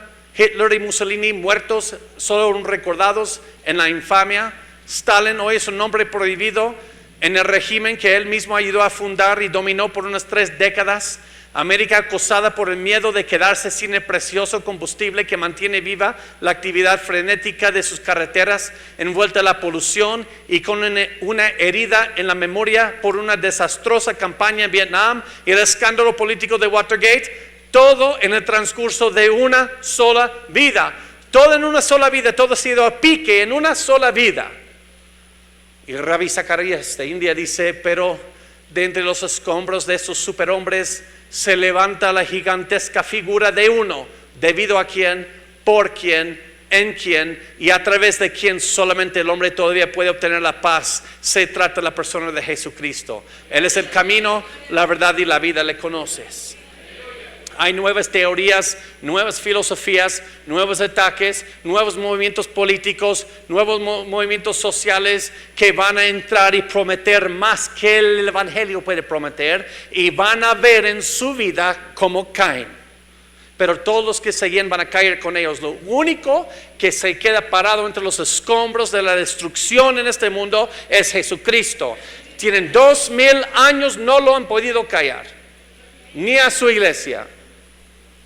Así que les presento esta cosmovisión bíblica aquí para entender esto. Ahora, si me permiten, ¿cómo vamos a ver a Cristo? ¿Cuál es la gran evidencia? Esa es la penúltima diapositiva. Yo les dije ayer que lo que me trajo a los pies de Cristo no fue un argumento apologético. Fue porque un tartamudo me compartió el Evangelio, me compartió la palabra de Dios. Hay unas personas aquí en esta noche que no se han convencido, que para eso es una burla, y contigo no me enojo, porque yo estaba en tu lugar en el año 2001, y yo también veía estos aleluyos como unos locos, pero este tartamudo fue fiel a la palabra de Dios y solo me compartió la palabra. Y les voy a decir esto, ¿sabes cómo se convence a alguien para estar en Cristo? Jonathan Edwards creo que lo dijo mejor y luego les voy a mostrar en la palabra y terminamos. La mente humana asciende a la verdad del Evangelio solamente a través de un paso en específico, y es su gloria divina. A menos que un hombre pueda llegar a una razonable y sólida persuasión y convicción de la verdad del Evangelio por las evidencias internas, eso está hablando de las evidencias en la palabra de Dios, no fuera de la palabra de Dios, en la manera que se ha hablado, o sea, en su contexto, a saber, por la vista de su gloria. Así que la palabra de Dios da evidencias en sí misma de la gloria de Dios. A menos que esto es suficiente, sería imposible que aquellos que son analfabetos y no conocen la historia tengan una convicción completa y efectiva de todo. ¿Sabe lo que está diciendo Jonathan Edwards aquí? Él está diciendo que el Evangelio salva al analfabeto y al académico igual. Entonces no es por algo académico que uno llega a los pies de Cristo, es por la vista de la gloria de Dios en su palabra. ¿Y cómo llegó a esa interpretación? El apóstol Pablo enseñó eso. Él dijo, porque Dios, acuérdense qué pasó en Génesis 1, 2, las tinieblas estaban sobre el faz del abismo y dijo Dios sea la luz, versículo 3.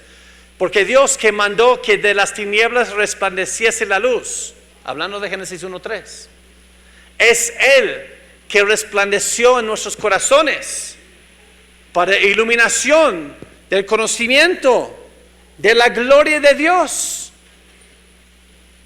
en la faz de Cristo. Fuimos privados de la gloria de Dios debido a la caída. La gloria de Dios nos mata porque Él es santo y somos pecadores. Por eso Moisés quería ver su gloria y Dios dice, haré pasar todo mi bien ante ti, pero si ves mi cara vas a morir. No es porque Dios sea malo que nos mata, es porque somos pecadores y Él es bueno. Si Dios te mostrara su gloria, te mueres en un instante, yo también, por ser pecadores traidores, que todos lo somos.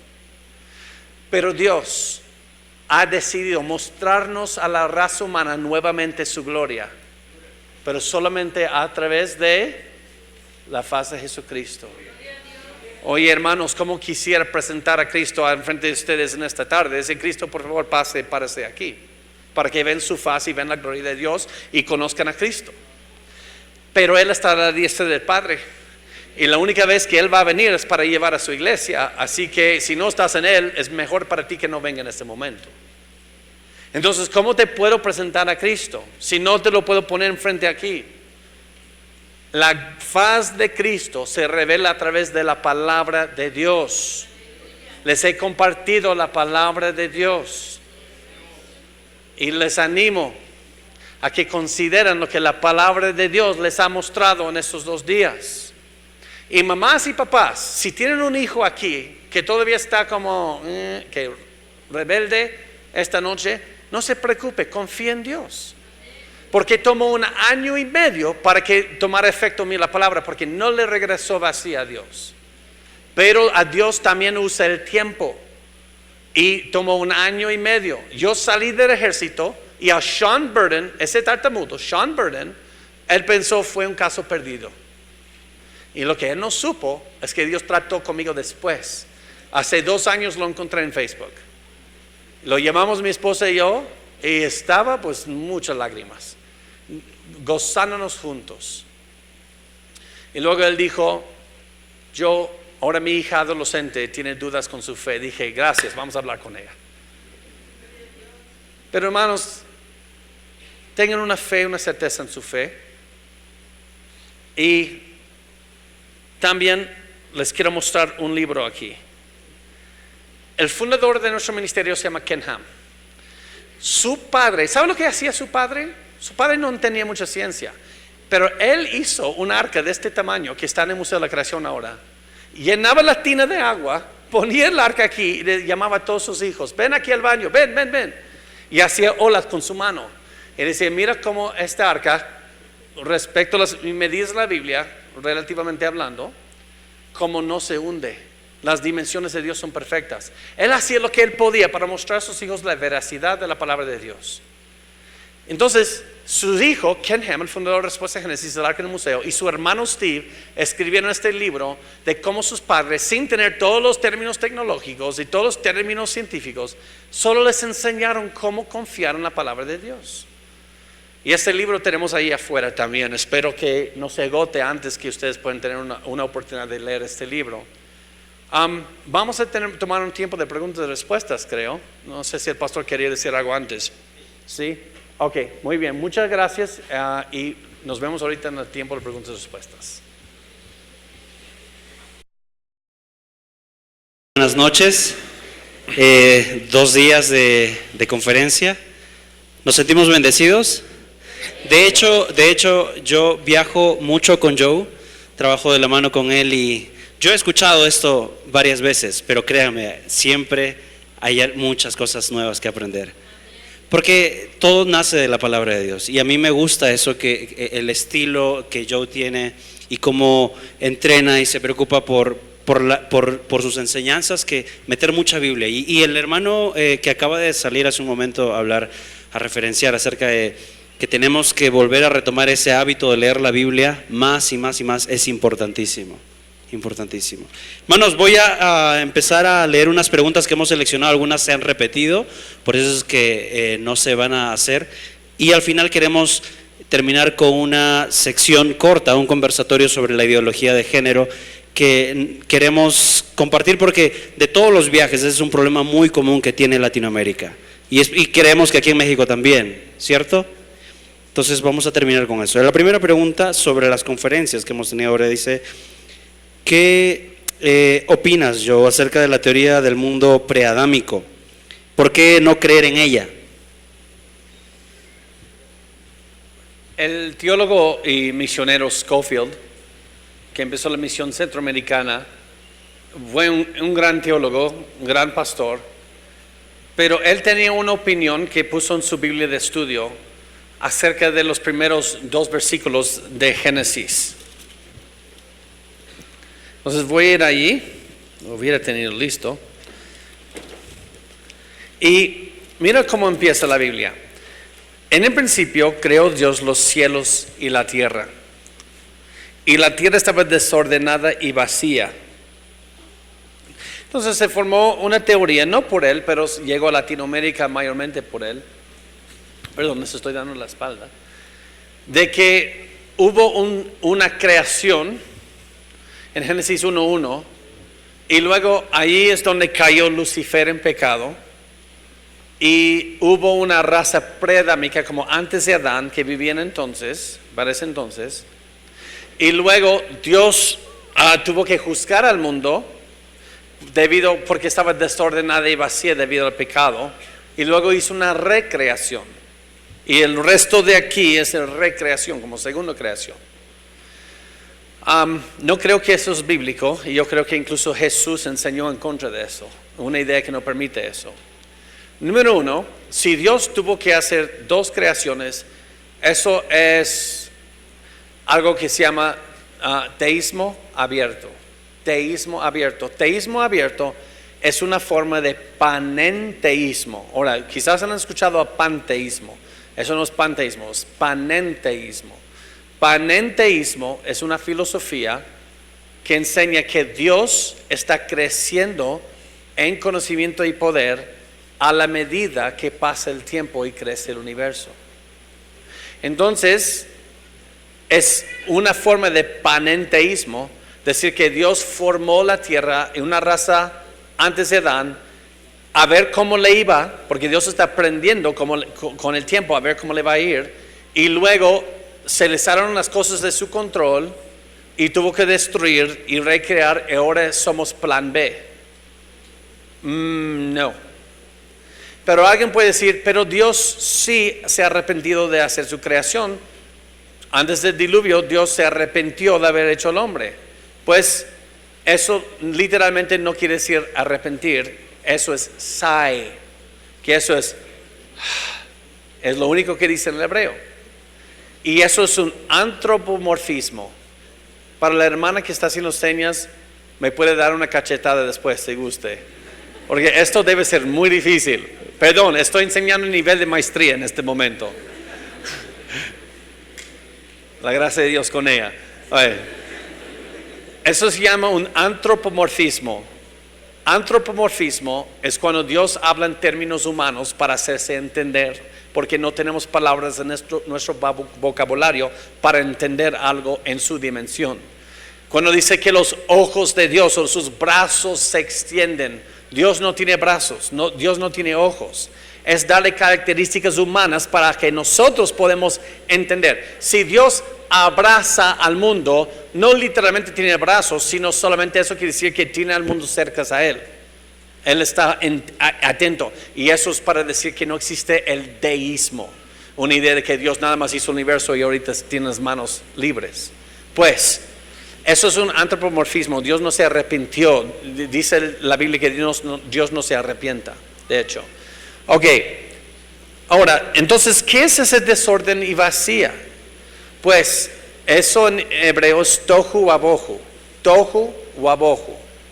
Tohu wabohu en este contexto significa sin orden. Y la vaciedad quiere decir sin vida o cuerpos celestiales. Y les voy a mostrar porque. Y luego el último, y las tinieblas estaban sobre la faz del abismo. No son tinieblas de maligno, son tinieblas la falta de luz. Porque hermanos, alguien hace la pregunta, si Dios creó todo, entonces Dios creó la maldad. No, porque la maldad no es algo creado. La maldad es una palabra para describir la perversión o la depravación de algo bueno.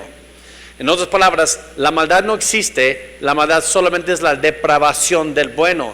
Tal como la oscuridad no es algo creado por Dios, la oscuridad solamente es un término que describe la falta de luz. Dios no crea las tinieblas, solamente Él responde a la falta de luz con crear luz. ¿Me entienden la diferencia? Tal como la maldad como la luz. Pues, estas tinieblas no es maldad, es solamente oscuridad. Ahora, ¿por qué le digo así? Porque después, estaba sin forma, estaba sin vida y vacía y sin luz. Y luego, ¿qué dice el versículo 3? Dios dijo, sea la luz.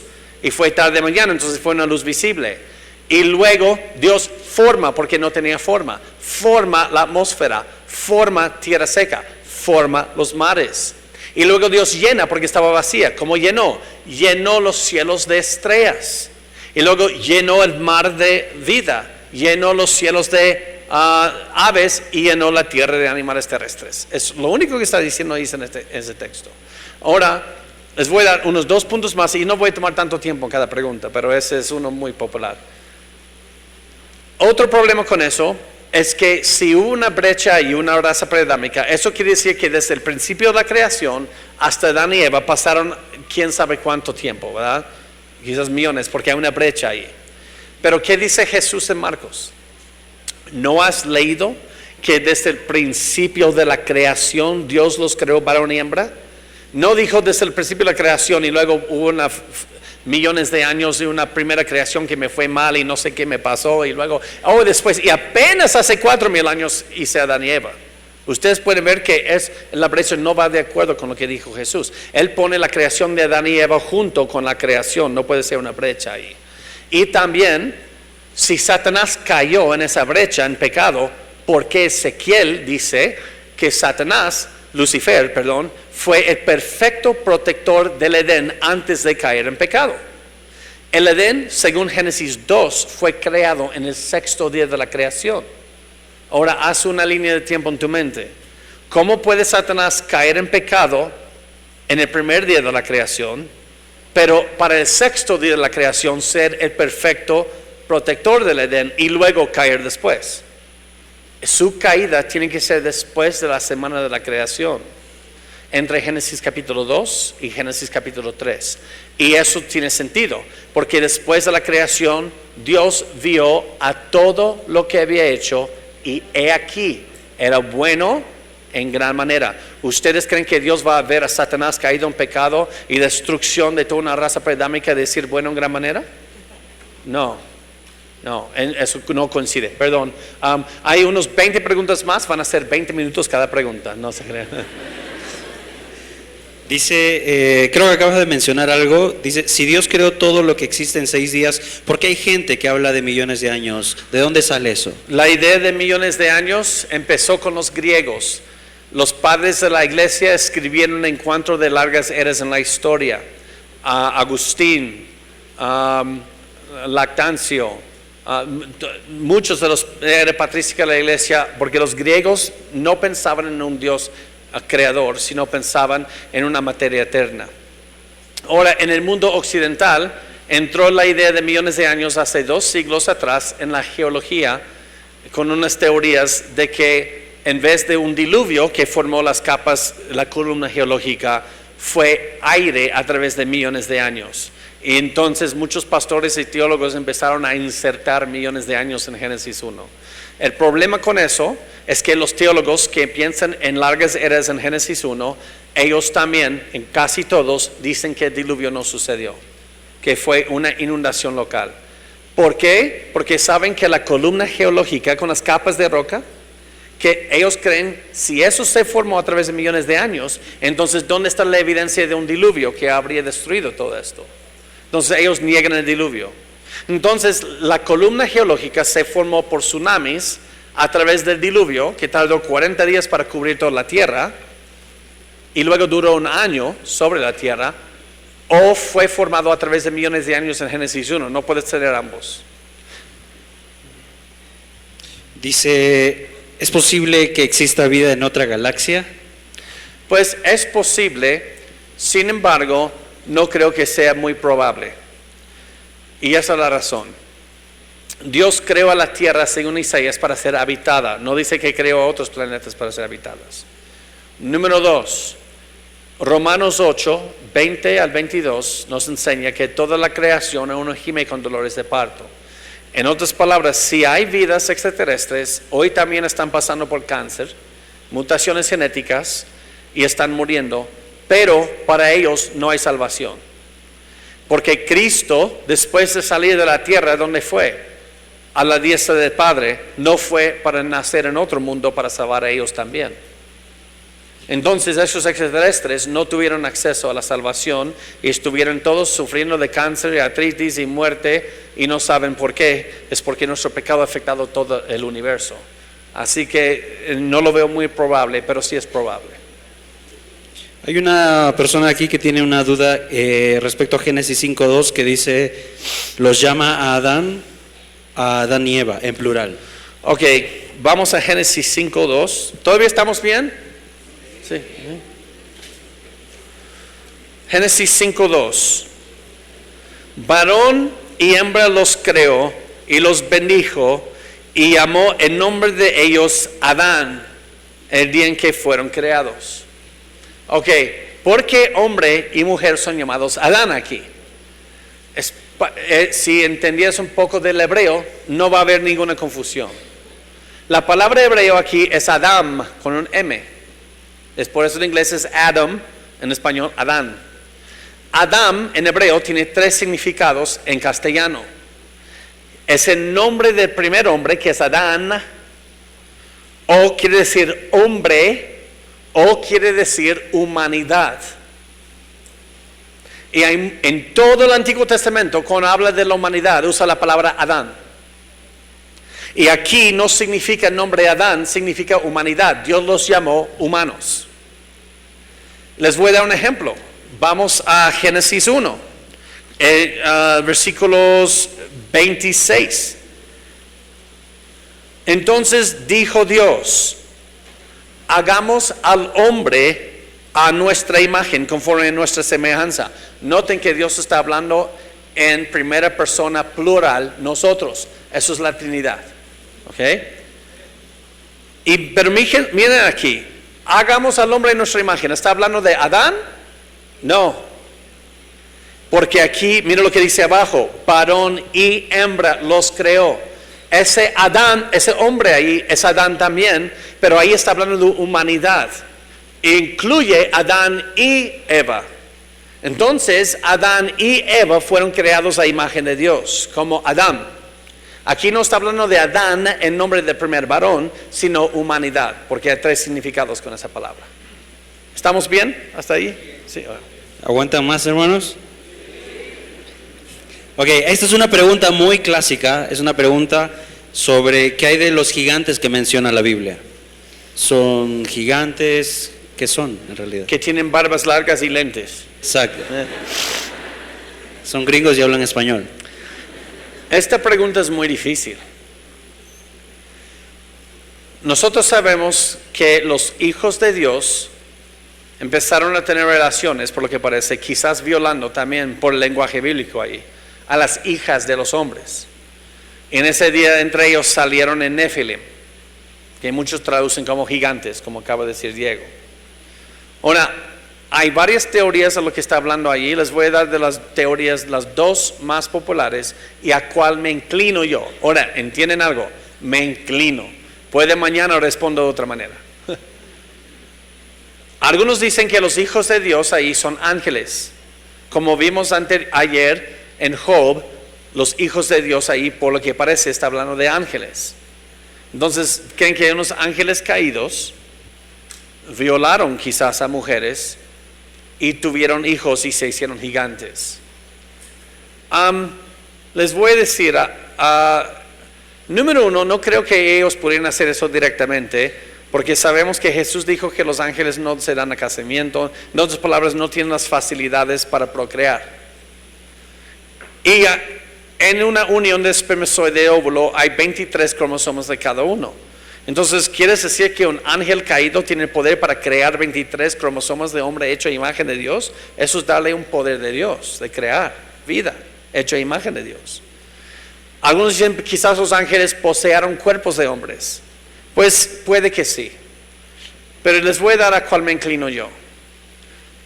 Solo en Job ángeles son llamados hijos de Dios. En todo el resto del Antiguo Testamento, hijos de Dios son el linaje de Set, que van en camino a Cristo. Génesis 3:15 tenemos lo que se llama el, perdón hermana, protoevangelium. Protoevangelium es el nombre dado es como la primera predicación del evangelio en la Biblia. Y es cuando la promesa de la simiente de la mujer va a aplastar la cabeza de la simiente de Satanás. Es interesante saber que el primero que le fue predicado el evangelio fue Satanás. Dios se lo predicó en el huerto, pero Dios se lo predicó no para ofrecerle salvación, sino para condenarlo. porque dice que Dios dijo al serpiente, pondré enemistad entre ti y la mujer.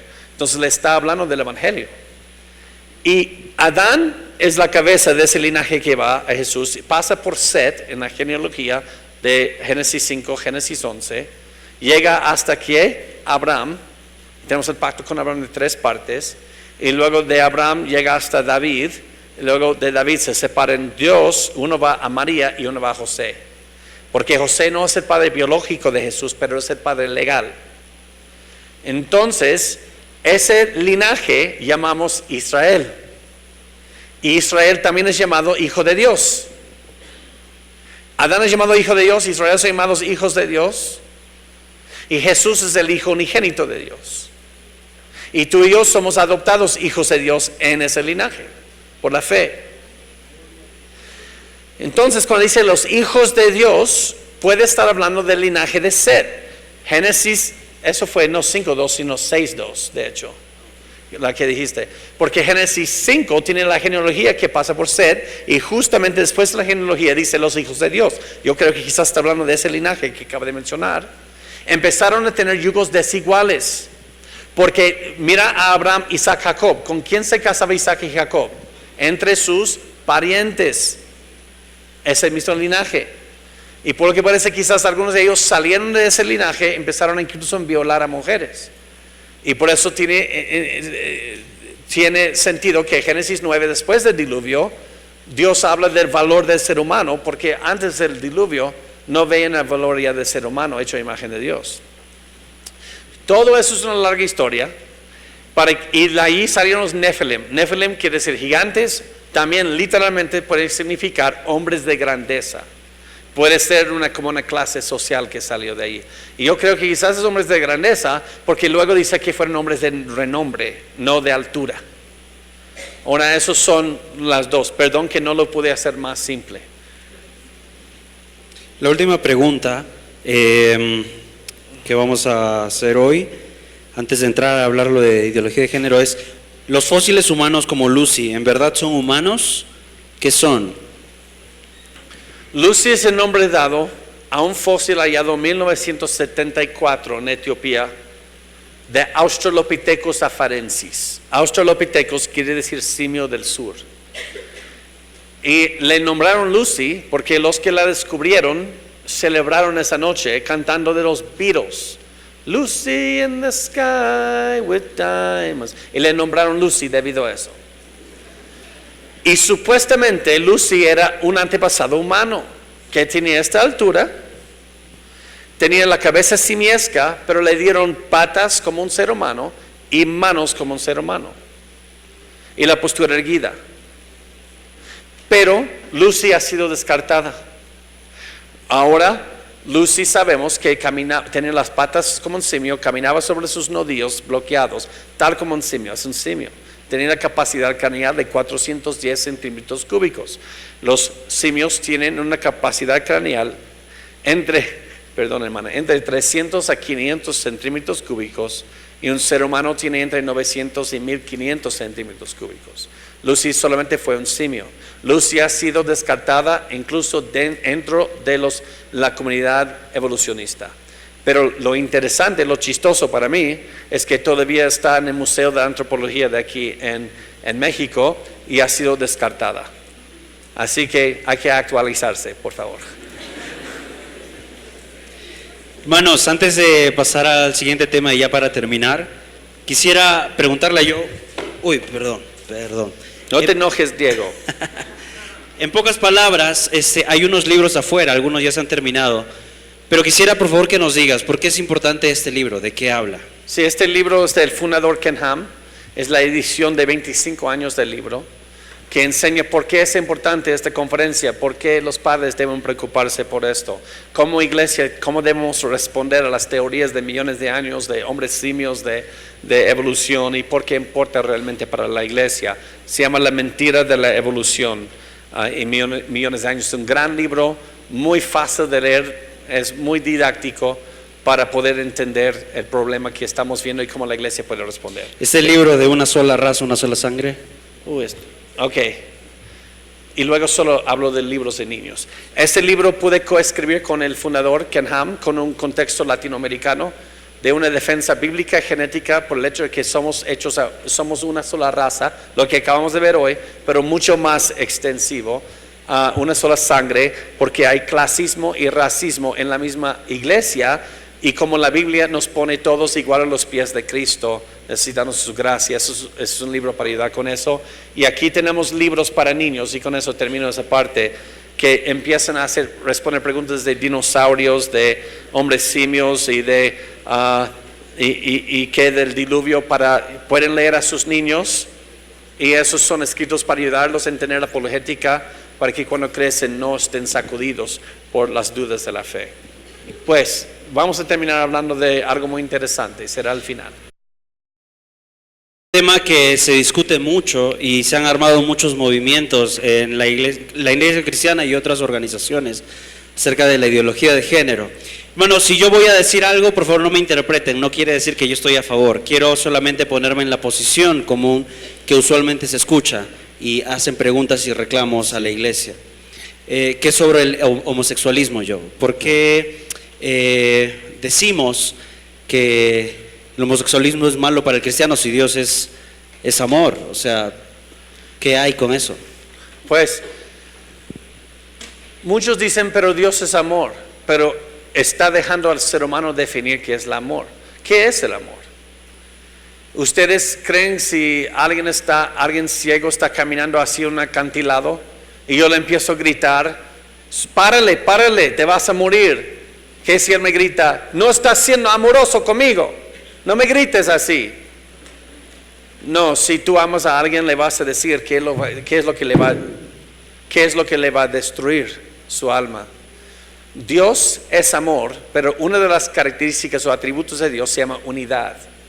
Que Dios tiene todos sus atributos por igual. Entonces Dios no va a echar la vista gorda a su justicia para amarnos. Y Dios no va a echar la vista gorda a su amor para juzgarnos. Dios es justo, Dios es amor, Dios es omnipresente, Dios es omnisciente, todos sus atributos los tiene por igual.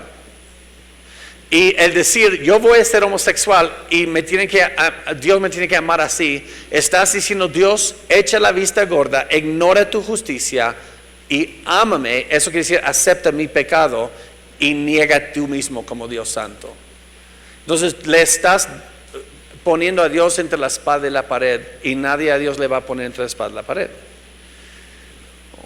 Entonces cada quien va a hacer lo que quiere y decir, me tienen que aceptar así. Yo amo a la gente que está en ese pecado de homosexualismo. Hay algunas personas que dicen que nacen gay. Sí, pues eso fue una teoría.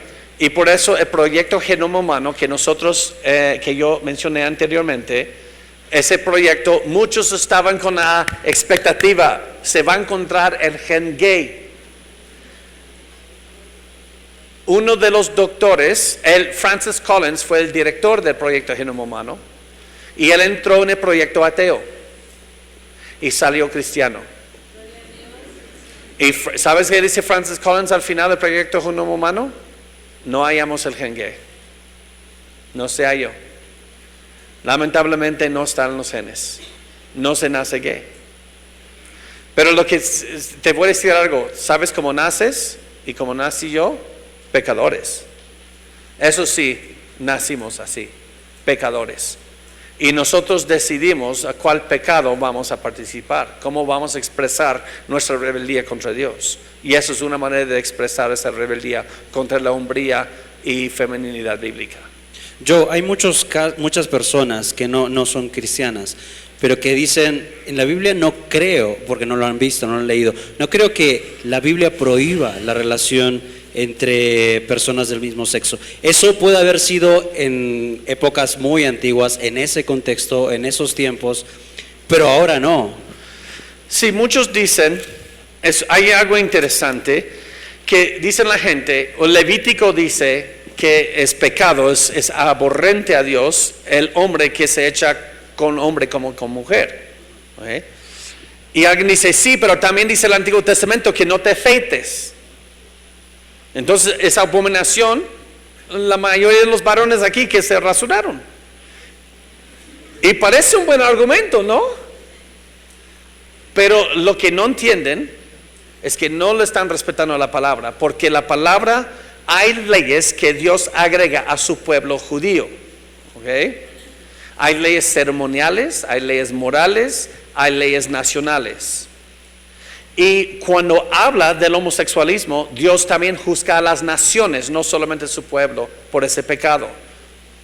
Y entonces eso, de acostarse con un hombre como con otro hombre, Dios juzga también a las naciones que no están en pacto con Él. Eso no es porque solamente están en un pacto con Él, sino eso es para toda la raza humana. Y se ha dicho, pero el Nuevo Testamento no habla en contra de eso. ¿O cómo no? El apóstol Pablo en la 1 Corintios 6, versículo 9, ¿no sabéis que los injustos no heredarán el reino de Dios? No erréis, ni los fornicarios, ni los idólatras, ni los adúlteros, ni los afeminados. Ahora, aquí afeminado literalmente es suave. Y voy a decir esto muy general, y ustedes usen su imaginación. En cada relación homosexual hay dos, ¿no? Es el receptor. Eso es en el griego. Ni los que se echen con varones. Entonces, aquí está diciendo que no heredarán el reino de Dios los que practican abiertamente ese pecado. Cualquier pecado que practicas como estilo de vida es una muestra que no estás en Cristo. Pero el argumento está saliendo ya en las iglesias que aquí Pablo estuvo hablando acerca de echarse con los prostitutos de los templos. No está hablando en contra de tener una relación como matrimonial con hombre, mujer con mujer. Pero eso es un mal argumento porque el griego aquí es arsenekoites. Y eso es un conjunto de dos palabras griegas que Pablo toma de la traducción griega del Antiguo Testamento, que es la Septuaginta, y son las dos palabras en Levítico de echarse con varón como con mujer, y los hace una sola palabra. Si Pablo estuviera hablando de prostitución, hay otras palabras incluso en la Segunda de Reyes, en otras partes del Antiguo Testamento, que hay prostitutos de templos allí, y Pablo no usa esa palabra. Él usa solamente la palabra de echarse un varón con varón. Entonces Pablo no está hablando de eso. Pablo está hablando de homosexualidad aquí, tenlo por seguro. Pero quiero terminar esa parte con este versículo. Mira lo que dice. Versículo 11. Y esto erais algunos. Hay esperanza.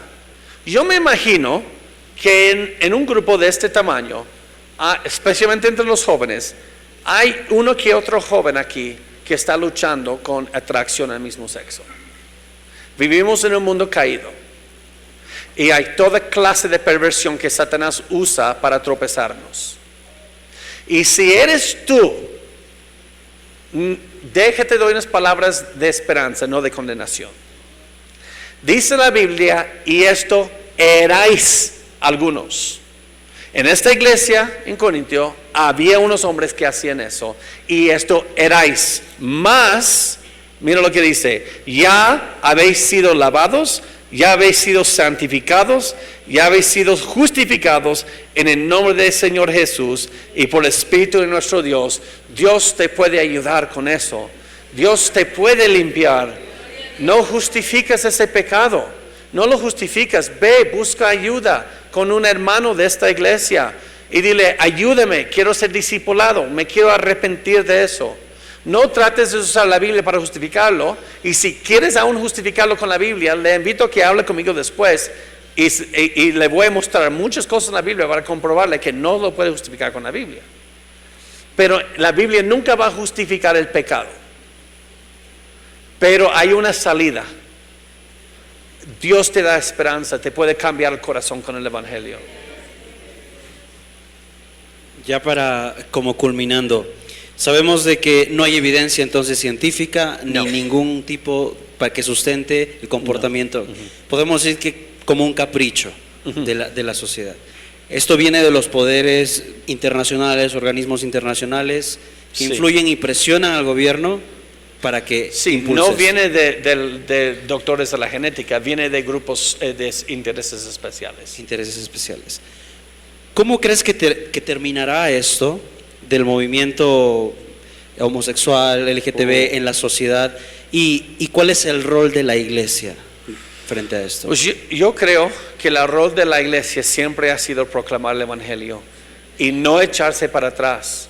Si le dicen un día en la Ciudad de México, si predican que es pecado eso, entonces Dios ha llamado al pastor de aquí a un ministerio en la cárcel, entonces.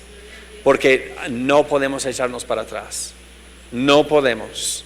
Hay que predicar la verdad, pero también hay que predicarlo con el mismo amor con que vas a predicar a un borracho. El mismo amor que vas a predicar a un religioso que cree por sus obras se va a salvar.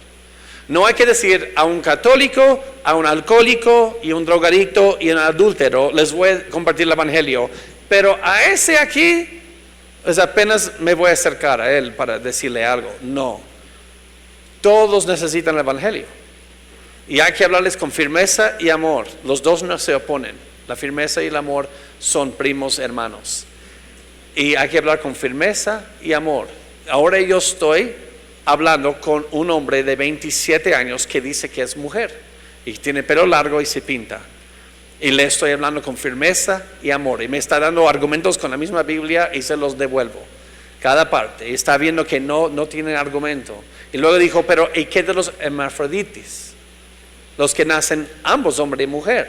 Y dije, esto, no existe tal cosa. Ténlo por seguro. Nadie en el mundo hasta la fecha naciendo con órganos completamente hombre y mujer, como si se pudiera embarazar a sí mismo. Nunca ha sucedido. Solamente hay un exceso de una parte o algo que no funciona bien, pero uno es completamente uno al otro. Siempre. Los dos órganos reproductivos no funcionan al 100%. No, uno siempre tiene como una abnormalidad, pero nunca es completamente hombre y mujer físicamente. O sea, de los dos órganos con el que nace, solo uno funciona. Nunca ha pasado en toda la historia. Hermanos, eso ha sido todo por esta noche. Nada más invitarles a ver los libros que quedan ahí, porque ya se acabaron algunos títulos. Y hermanos, leamos. De hecho, yo también estoy mucho en esa rutina. Yo veo a Joe leyendo mucho también. Creo que la mejor manera de entrenarnos es leyendo. Hay muchos especialistas que han escrito esos libros y los invitamos. Si no me equivoco, están con descuento. En Amazon los encuentran más caros. Y recuerden, hermanos, solo para aclarar esto, Respuestas en Génesis no lucra con estos libros. Es para que estos libros tengan alcance en toda Latinoamérica.